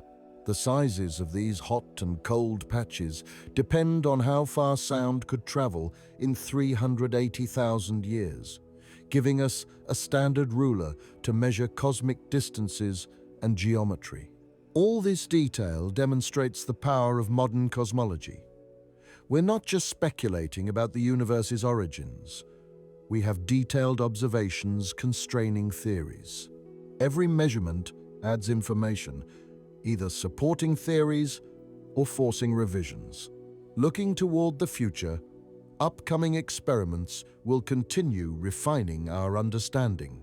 The Vera Rubin Observatory, currently under construction in Chile, will conduct the legacy survey of space and time starting in the mid-2020s. This telescope will photograph the entire visible sky every few nights, creating an enormous dataset tracking how the universe changes over time. The Square Kilometre Array, a radio telescope network spanning South Africa and Australia, will eventually have collecting area of 1 square kilometre, far larger than any previous radio telescope. It will probe neutral hydrogen across cosmic time, mapping how gas evolved into stars and galaxies. Space missions continue pushing forward. The European Space Agency's Athena X-ray Observatory, planned for the 2030 launch, will study hot gas in galaxy clusters and map the universe's large-scale structure through X-ray emission. Together with the Roman telescope, These missions will provide unprecedented data about cosmic evolution. All of these experiments and observations serve a common purpose: understanding our universe's nature. Whether they ultimately support the Big Bang, the bounce, or some synthesis of both, they advance human knowledge. Each measurement constrains possibilities, ruling out theories that don't match observations and supporting those that do. The debate between cosmic origin theories also highlights how science handles uncertainty. Unlike dogmatic belief systems that claim absolute certainty, science acknowledges when it doesn't know. The honest admission that we're unsure whether the universe had a beginning or has existed perpetually is a feature, not a bug. This flexibility has led to major paradigm shifts throughout history. Copernicus moved Earth from the cosmic center. Darwin showed species evolve rather than being immutably created. Einstein revealed space and time as relative and intertwined. Quantum mechanics demonstrated reality is probabilistic at small scales. Each shift challenged prevailing assumptions and sometimes faced resistance before being accepted. Today's debate about cosmic origins follows this pattern. We have competing theories making different predictions. As observations improve, we'll gain clarity about which better describes reality. This might vindicate the Big Bang framework, favor the bounce, or reveal something unexpected requiring new theoretical development. The collaborative nature of science often goes unappreciated. Individual scientists get credit for discoveries, but progress really comes from communities working together, checking each other's work, building on previous results, and pushing knowledge forward incrementally. The Big Bang theory wasn't developed by one person, but by dozens of contributors over decades. Education and public outreach play crucial roles. When people understand what scientists are doing and why it matters, they support continued research. Funding for basic science comes ultimately from society, whether through government grants or private philanthropy. Explaining these profound questions and the methods used to address them helps people appreciate why cosmology deserves resources. Moreover, cosmology inspires. Learning about the universe's vastness and our cosmic origins can profoundly affect worldview. It provides perspective, showing how our everyday concerns fit into immense scales of space and time. It reveals our connection to the cosmos, how atoms in our bodies were forged in stellar furnaces billions of years ago. These inspirations drive people into science careers. Children who learn about the Big Bang or bounce might become the physicists solving these mysteries in coming decades. They'll have access to observations and tools we can only imagine. They'll likely discover things we haven't anticipated. That's the nature of science. The quest to understand cosmic origins represents one of humanity's greatest intellectual achievements. We've moved from mythological creation stories to mathematical theories tested against observations spanning billions of light years. We've developed technologies capable of detecting radiation from when the universe was 380,000 years old. We've used mathematics to describe conditions fractions of a second after the beginning or rebound. This progress happened through the collective efforts of thousands of scientists over more than a century. It required developing new mathematical frameworks, building ever more sensitive instruments, and maintaining intellectual humility in the face of cosmic mysteries. The journey isn't over. Each answer raises new questions. Each observation reveals new puzzles. The universe continues to surprise us. Just when we think we have reality figured out, new observations reveal unexpected phenomena. Dark matter was discovered through its gravitational effects on galaxies. Dark energy was found through measurements of distant supernovae showing accelerating expansion. The cosmic microwave background revealed the universe's baby picture. Gravitational waves opened an entirely new window on the cosmos. Future surprises surely await. The James Webb Space Telescope has already revealed galaxies that challenge our understanding of early cosmic history. Future missions will undoubtedly uncover more unexpected phenomena. Each discovery enriches our understanding, while often raising new questions. The interplay between theory and observation drives progress. Theorists propose ideas and make predictions. Observers design experiments and collect data. When observations match predictions, theories gain support. When observations contradict predictions, theories must be revised or abandoned. This feedback loop gradually refines our understanding. Sometimes, observations precede theory. Dark matter and dark energy were discovered observationally before theoretical frameworks explained them. We still don't have complete theories for these phenomena. Other times, theory predicts phenomena before observations confirm them.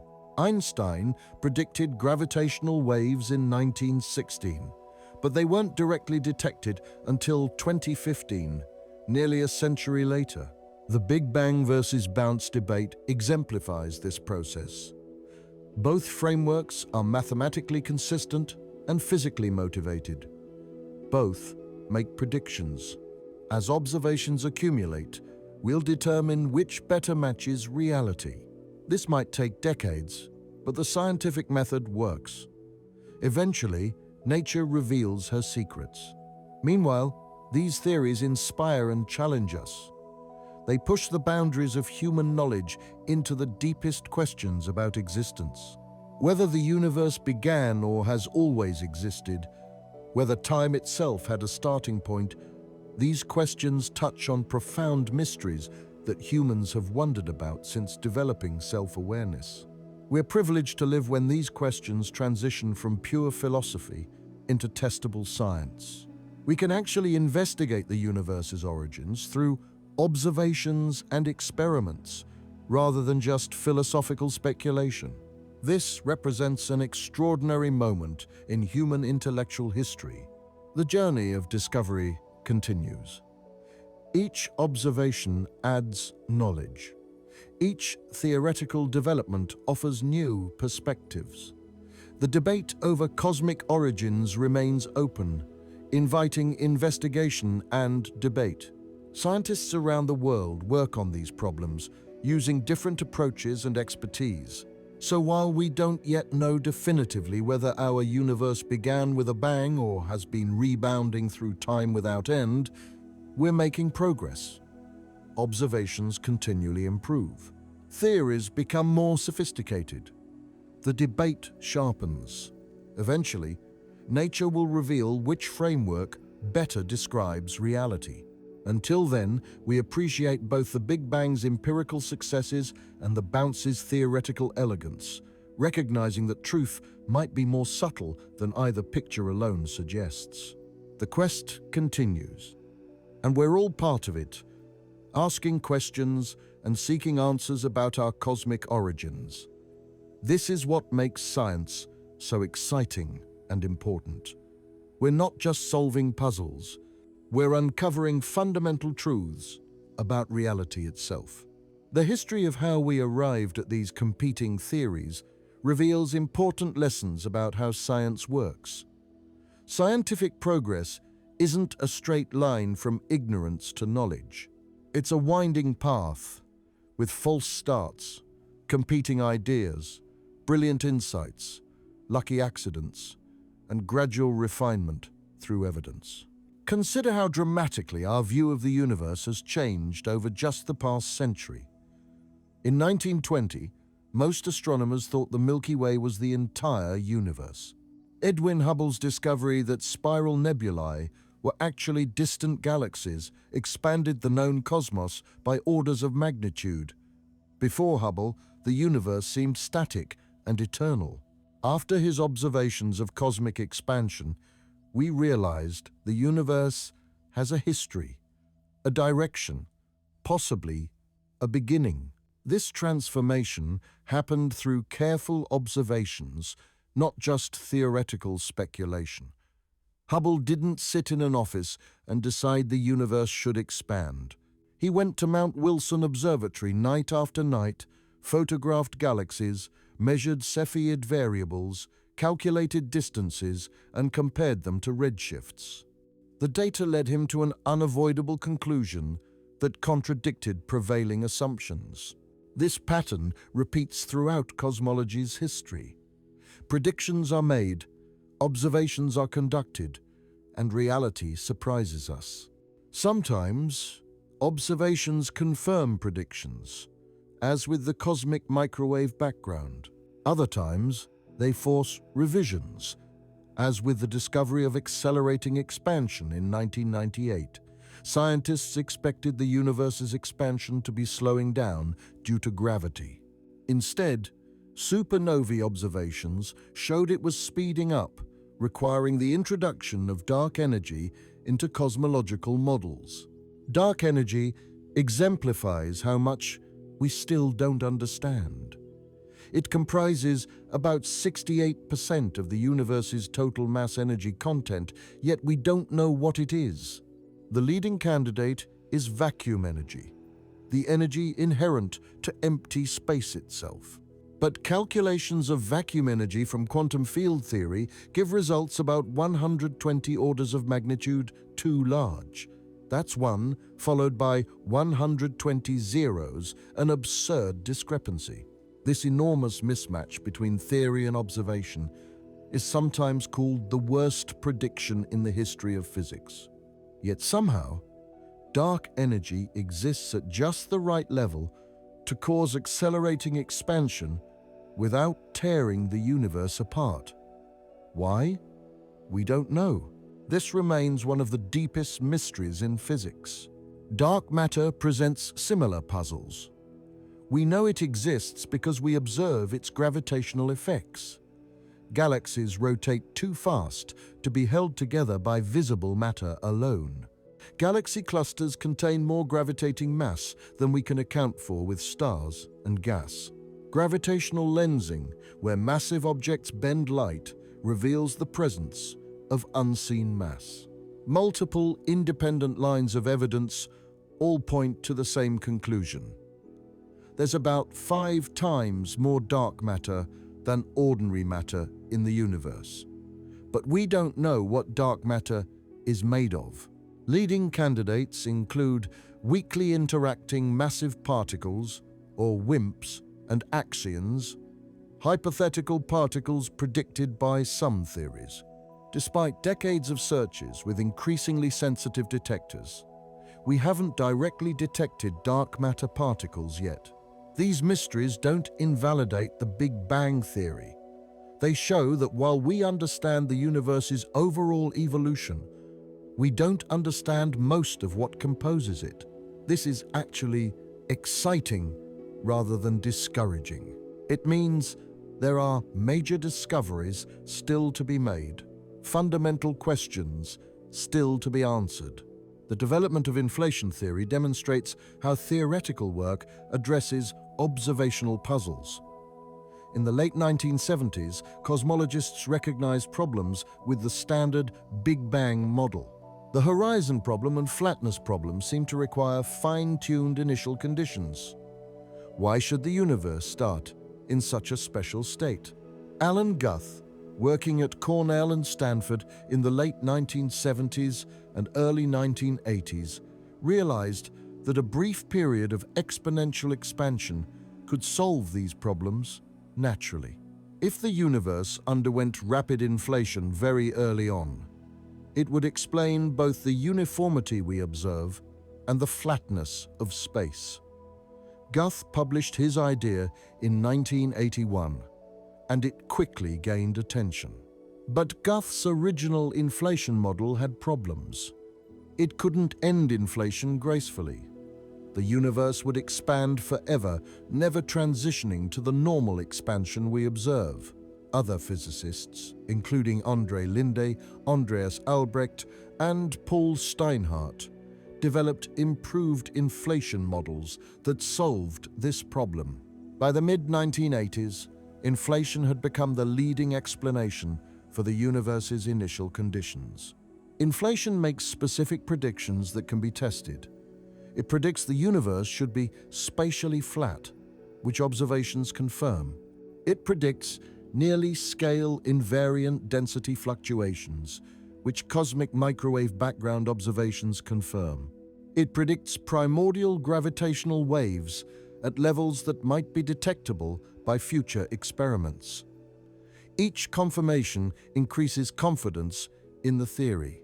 However, inflation also has features some physicists find troubling.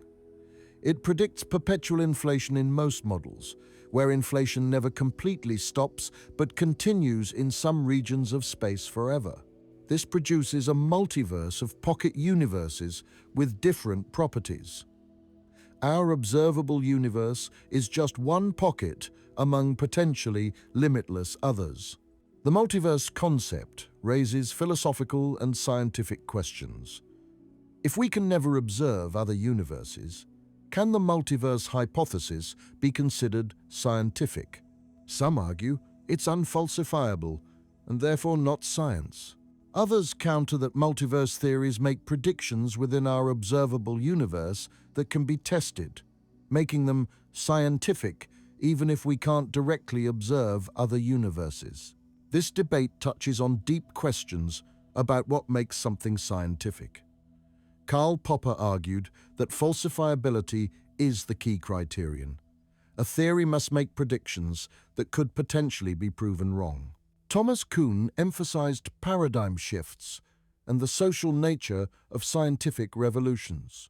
More recent philosophers of science have argued for more nuanced views, recognizing that scientific theories are often tested holistically rather than individually. Cosmology presents unique challenges for traditional scientific methodology. We can't do controlled experiments on the universe. We can't rerun cosmic history with different initial conditions to see what happens. We observe a single universe from a single vantage point at a single time. How do we do science under these constraints? Cosmologists deal with this through multiple strategies. They look for natural experiments, situations where the universe itself provides different conditions to compare. They use statistical methods to extract maximum information from available data. They develop mathematical models that can be simulated on computers, allowing exploration of different scenarios. They seek multiple independent lines of evidence that converge on the same conclusions. The cosmic microwave background exemplifies this approach. Multiple satellites with different instruments and analysis methods have measured it. Ground-based and balloon-borne experiments provide complementary data. Different teams analyze the data independently.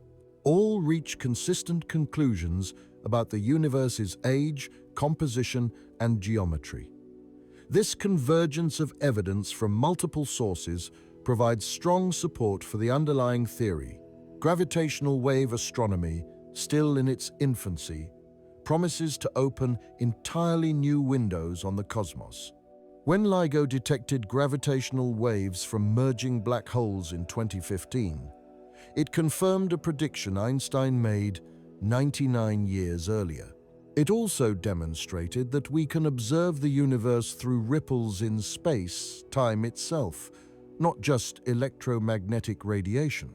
Future gravitational wave detectors will probe lower frequencies, accessing signals from the early universe. If the Big Bang or a quantum rebound produced gravitational waves, these primordial signals might still be propagating through spacetime. Detecting them would provide direct evidence about conditions in the universe's first moments, potentially distinguishing between different theories of cosmic origins.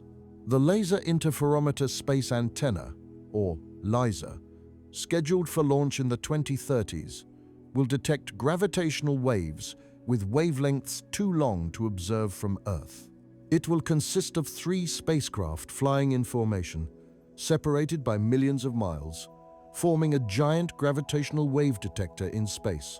LISA will search for signals from supermassive black hole mergers, exotic compact objects, and potentially primordial sources from the early universe. Even more ambitious concepts are being discussed for future decades. A third-generation ground-based gravitational wave detector called Cosmic Explorer might have arms 25 miles long, 10 times longer than LIGO. The Einstein telescope, proposed for construction in Europe, would be a triangular underground facility with 10-kilometer arms. These detectors would be so sensitive they could detect gravitational waves from the most distant reaches of the observable universe. Each new observational capability reveals previously hidden aspects of the cosmos. Radio astronomy, developed in the 1930s and 40s, showed us violent processes invisible to optical telescopes. X-ray astronomy, made possible by satellites above Earth's atmosphere, revealed hot gas in galaxy clusters and energetic phenomena around black holes. Infrared astronomy penetrates dust clouds to observe star formation and distant galaxies. Gamma ray astronomy detects the most energetic events in the universe. The James Webb Space Telescope combines large mirror size with infrared capabilities, allowing it to see the earliest galaxies forming in the universe's first few 100 million years. Its observations are already challenging our understanding of how quickly galaxies assembled after the Big Bang or rebound. Some galaxies appear so massive and well-developed at such early times that they're difficult to explain with standard models. These challenges don't mean the Big Bang theory is wrong. More likely, they indicate our models of galaxy formation need refinement. Perhaps early star formation was more efficient than we thought. Maybe feedback processes from supernovae and black holes worked differently in the early universe. Or possibly dark matter clumped faster than simulations predict, allowing galaxies to form earlier. Resolving these puzzles will require combining JWST observations with theoretical work and improved simulations. It will take time, more data, and careful analysis. This is how science progresses, through iterative refinement driven by observations that challenge our understanding. The interplay between observation and theory is never simple or straightforward.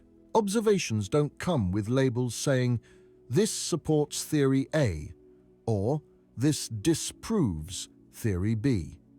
Data must be analyzed, systematic errors identified and corrected, statistical significance calculated. Theoretical predictions must be refined to account for complicating factors.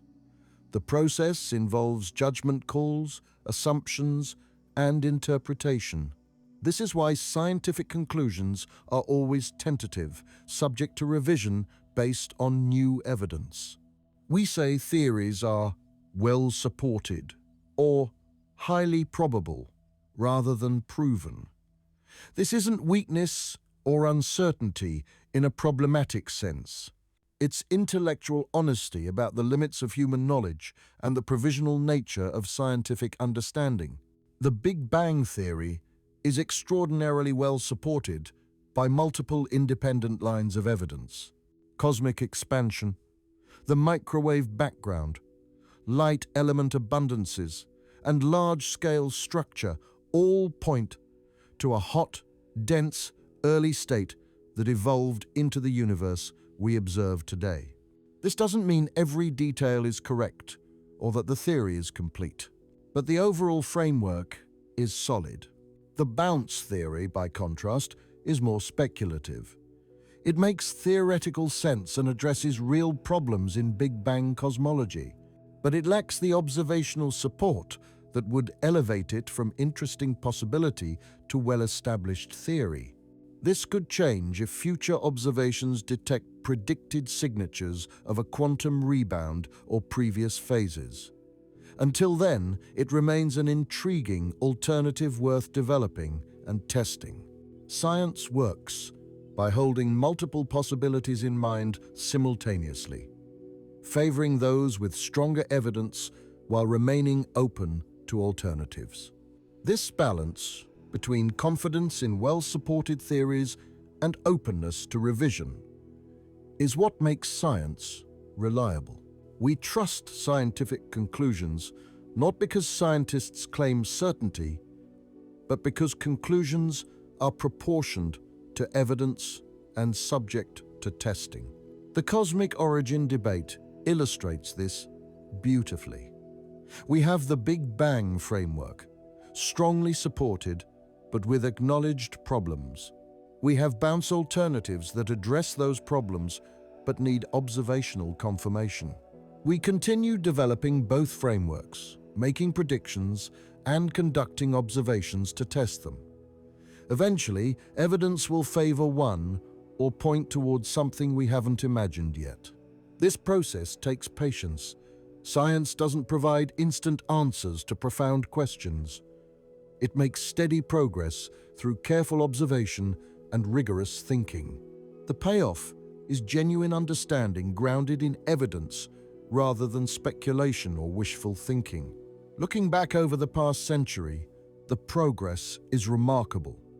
We've gone from thinking the Milky Way was the entire universe to mapping billions of galaxies across billions of light years. We've determined the universe's age to within about 0.5%. We've measured its composition, geometry, and expansion rate. We've traced cosmic history from fractions of a second after the beginning or rebound to the present day. This achievement resulted from the collaborative efforts of thousands of scientists across multiple generations and many nations. It required developing new technologies, from better telescopes to more sensitive detectors to faster computers for simulations. It needed theoretical insights, connecting observations to underlying physics. It demanded careful attention to detail, checking and rechecking results, and intellectual honesty when observations contradicted expectations. The journey continues. Future generations will look back on our current understanding as we look back on the cosmology of a century ago, recognizing both genuine insights and limitations. They'll have access to observations we can't make and theoretical frameworks we haven't developed. They'll answer questions we can't yet answer and discover phenomena we haven't imagined. That's the beauty of science. It's never finished, never complete. Each answer raises new questions. Each observation reveals new mysteries. The universe continues to surprise us, rewarding our curiosity with deeper understanding, while humbling us with the vastness of what remains unknown. Whether the universe began with a bang or has been bouncing through phases without end, the fact that we can ask this question and actually investigate it through observations is extraordinary. We're products of the universe studying itself, atoms arranged in patterns capable of contemplating cosmic origins. However the debate resolves, the journey of discovery is valuable in itself, expanding human knowledge and perspective. There's something deeply human about asking where everything came from. Children ask it. Philosophers ponder it. Scientists investigate it. Every culture throughout history has created stories to explain cosmic origins. What makes our current era special is that we can move beyond stories and myths to actual investigation through observation and experiment. This transition from mythology to science didn't diminish the wonder or profundity of these questions. If anything, real evidence makes them more awe-inspiring. Ancient creation myths are beautiful and psychologically meaningful, but they're human inventions. The Big Bang and Big Bounce theories, by contrast, are attempts to describe what actually happened, constrained by observations and mathematics. When we detect radiation from 380,000 years after the universe's beginning, We're not making up a story. We're seeing direct evidence from cosmic history. This evidence-based approach to understanding cosmic origins represents one of humanity's greatest intellectual achievements. We've developed methods for reliably learning about nature, methods that work precisely because they're not based on wishful thinking or cultural assumptions, but on careful observation and logical reasoning. The scientific method isn't perfect. Scientists make mistakes and have biases, but it's self-correcting. Wrong ideas eventually get weeded out through continued observation and testing. Consider what it means that we can measure the universe's age to within about 20 million years out of 13.8 billion. That's precision better than 1%. We can determine the universe's composition, knowing it's about 5% ordinary matter, 27% dark matter, and 68% dark energy. We can map the cosmic microwave background's temperature variations to parts per million. We can detect gravitational waves from black hole collisions billions of light years away. These capabilities didn't exist 50 years ago, let alone a century ago. They resulted from sustained investment in scientific research and technology development. Society-funded telescopes, satellites, detectors, and the salaries of scientists to operate them and analyze the data.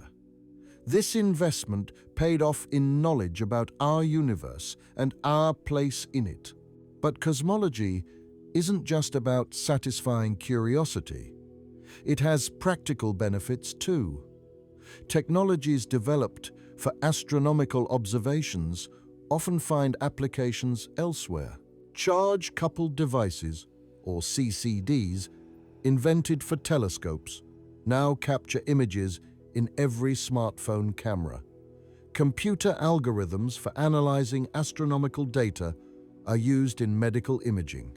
Global positioning systems, or GPS, rely on relativistic corrections predicted by Einstein's theories that cosmologists use to understand the universe. More broadly, cosmology exemplifies how basic scientific research advances civilization. We don't study cosmic origins because it will cure diseases or improve agriculture next year.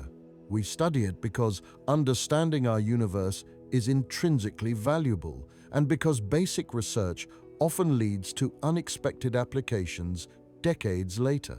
The quantum mechanics, developed in the early 20th century to understand atoms, now underlies all modern electronics.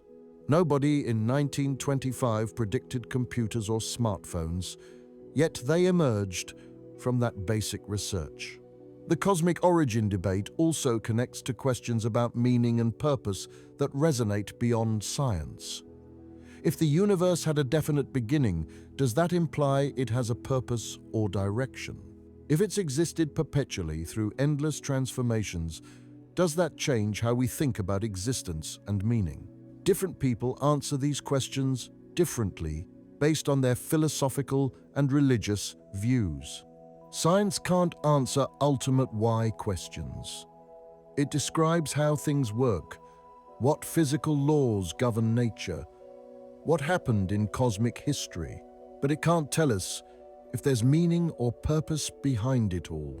That's a limitation science acknowledges. Questions about meaning, purpose, and value lie outside scientific methodology. They're important questions, just not ones science can address. This recognition helps clarify the relationship between science and religion. They address different kinds of questions. Science asks how the universe works and what happened. Religion asks why we're here and how we should live. These questions can be complementary rather than contradictory. Many scientists are religious, finding no conflict between their scientific work and their faith. Others are atheists or agnostics who find meaning in naturalistic frameworks. The key is recognizing what each domain can and can't address. Science can't prove or disprove the existence of God or answer questions about ultimate meaning. Religion can't determine the universe's age or composition or whether it began or has always existed. When each stays within its proper domain, they don't conflict.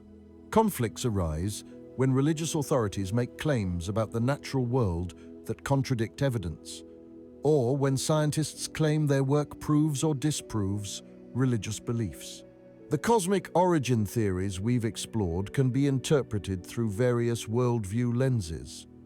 Some religious people see the Big Bang as scientific confirmation of creation ex nihilo, from nothing. The universe having a beginning aligns with creation theology. Others see the bounce as compatible with religious concepts of cycles and recurrence. The universe transforming through endless phases resonates with some Eastern religious traditions. Secular humanists might view either theory as showing the universe doesn't require supernatural explanation. Natural processes governed by physical laws can account for cosmic evolution without invoking divine intervention. Or they might appreciate the mystery and wonder of existence, regardless of whether the universe began or has always existed. These different interpretations show that scientific theories don't dictate metaphysical or religious conclusions. The same evidence can be viewed through different philosophical frameworks. What matters is that we distinguish factual claims that science can investigate from value claims and meaning questions that require different approaches. Education in cosmology should reflect this complexity. Students should learn the scientific evidence and theories, understanding what we know and how we know it. But they should also appreciate the limits of scientific knowledge and the legitimate role of philosophical and religious perspectives on questions science can't address. This doesn't mean teaching religious creation stories as science. That's inappropriate. But it does mean acknowledging that science and religion address different kinds of questions and that thoughtful people can hold various views on ultimate meaning while accepting the same scientific evidence. The process of scientific discovery itself carries lessons applicable beyond science. Science teaches intellectual humility, recognizing that our current understanding is incomplete and subject to revision. It teaches respect for evidence and logical reasoning. It demonstrates the value of collaborative effort, as complex problems are solved through many people working together over long periods. It shows that disagreement and debate are healthy when grounded in evidence and conducted respectfully. These lessons are valuable for addressing all sorts of problems, not just scientific ones. Policy debates, ethical questions, and personal decisions all benefit from evidence-based thinking, intellectual humility, and respect for different perspectives. Science can't solve these problems directly. They involve values and priorities beyond scientific investigation. But scientific thinking provides useful tools. The cosmic origin debate also reminds us of our cosmic context. We're inhabitants of a planet orbiting an ordinary star in a galaxy containing hundreds of billions of stars, which is one of hundreds of billions of galaxies in the observable universe. Our entire existence occupies a tiny fraction of cosmic space and time.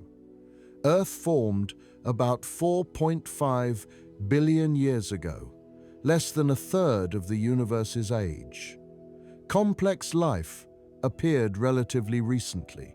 Human civilization emerged in just the last few thousand years, a blink in cosmic time. This perspective is simultaneously humbling and inspiring. Humbling because it shows how small and temporary we are in the grand scheme of things. Inspiring because despite our tiny place in the cosmos, we can understand so much about it. We're made of atoms forged in stellar cores, assembled through billions of years of cosmic evolution, now capable of comprehending that very process. The universe has become conscious of itself through us. Whether the universe began with a bang or has been bouncing through phases without end, our existence is remarkable.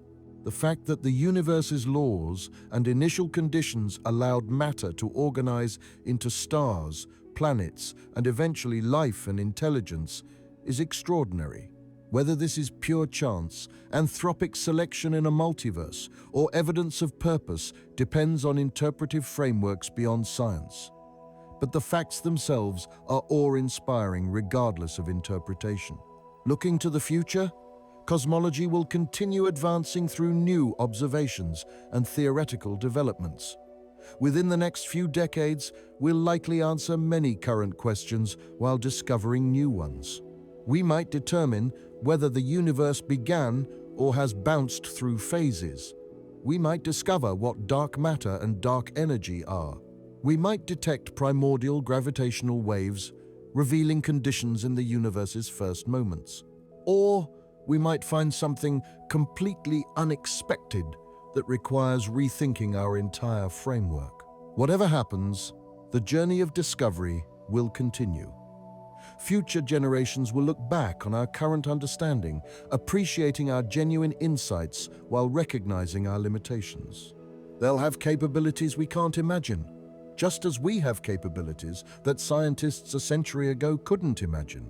But they'll face the same fundamental challenge, trying to understand the universe through observation, reasoning, and evidence while acknowledging the limits of human knowledge. The cosmic origin question remains one of the most profound we can ask. Where did everything come from? How did it begin? Or did it begin at all? These questions touch on the deepest aspects of existence and reality. The fact that we can investigate them scientifically, making observations and testing theories, is a testament to human ingenuity and the power of the scientific method. Whether you favor the Big Bang, the bounce, or remain agnostic between them, the important thing is appreciating the questions and understanding the evidence. Science doesn't provide absolute certainty, but it offers the best method we have for understanding nature. By carefully observing the universe and rigorously testing theories against evidence, we gradually converge toward truth. The debate between Big Bang and bounce will continue until observations decisively favor one or reveal something new. Until then, we marvel at what we've learned, recognize what remains unknown, and continue the quest for understanding. This is the essence of science. Asking profound questions, gathering evidence, testing ideas, and always remaining open to revision based on new discoveries. That's what makes this such an exciting time to be alive. We're living through a golden age of cosmology, when ancient philosophical questions are becoming empirically testable. The next few decades will almost certainly bring major discoveries that reshape our understanding. Whatever those discoveries reveal, they'll deepen our comprehension of the universe and our place in it. The journey continues, and we're privileged to be part of it.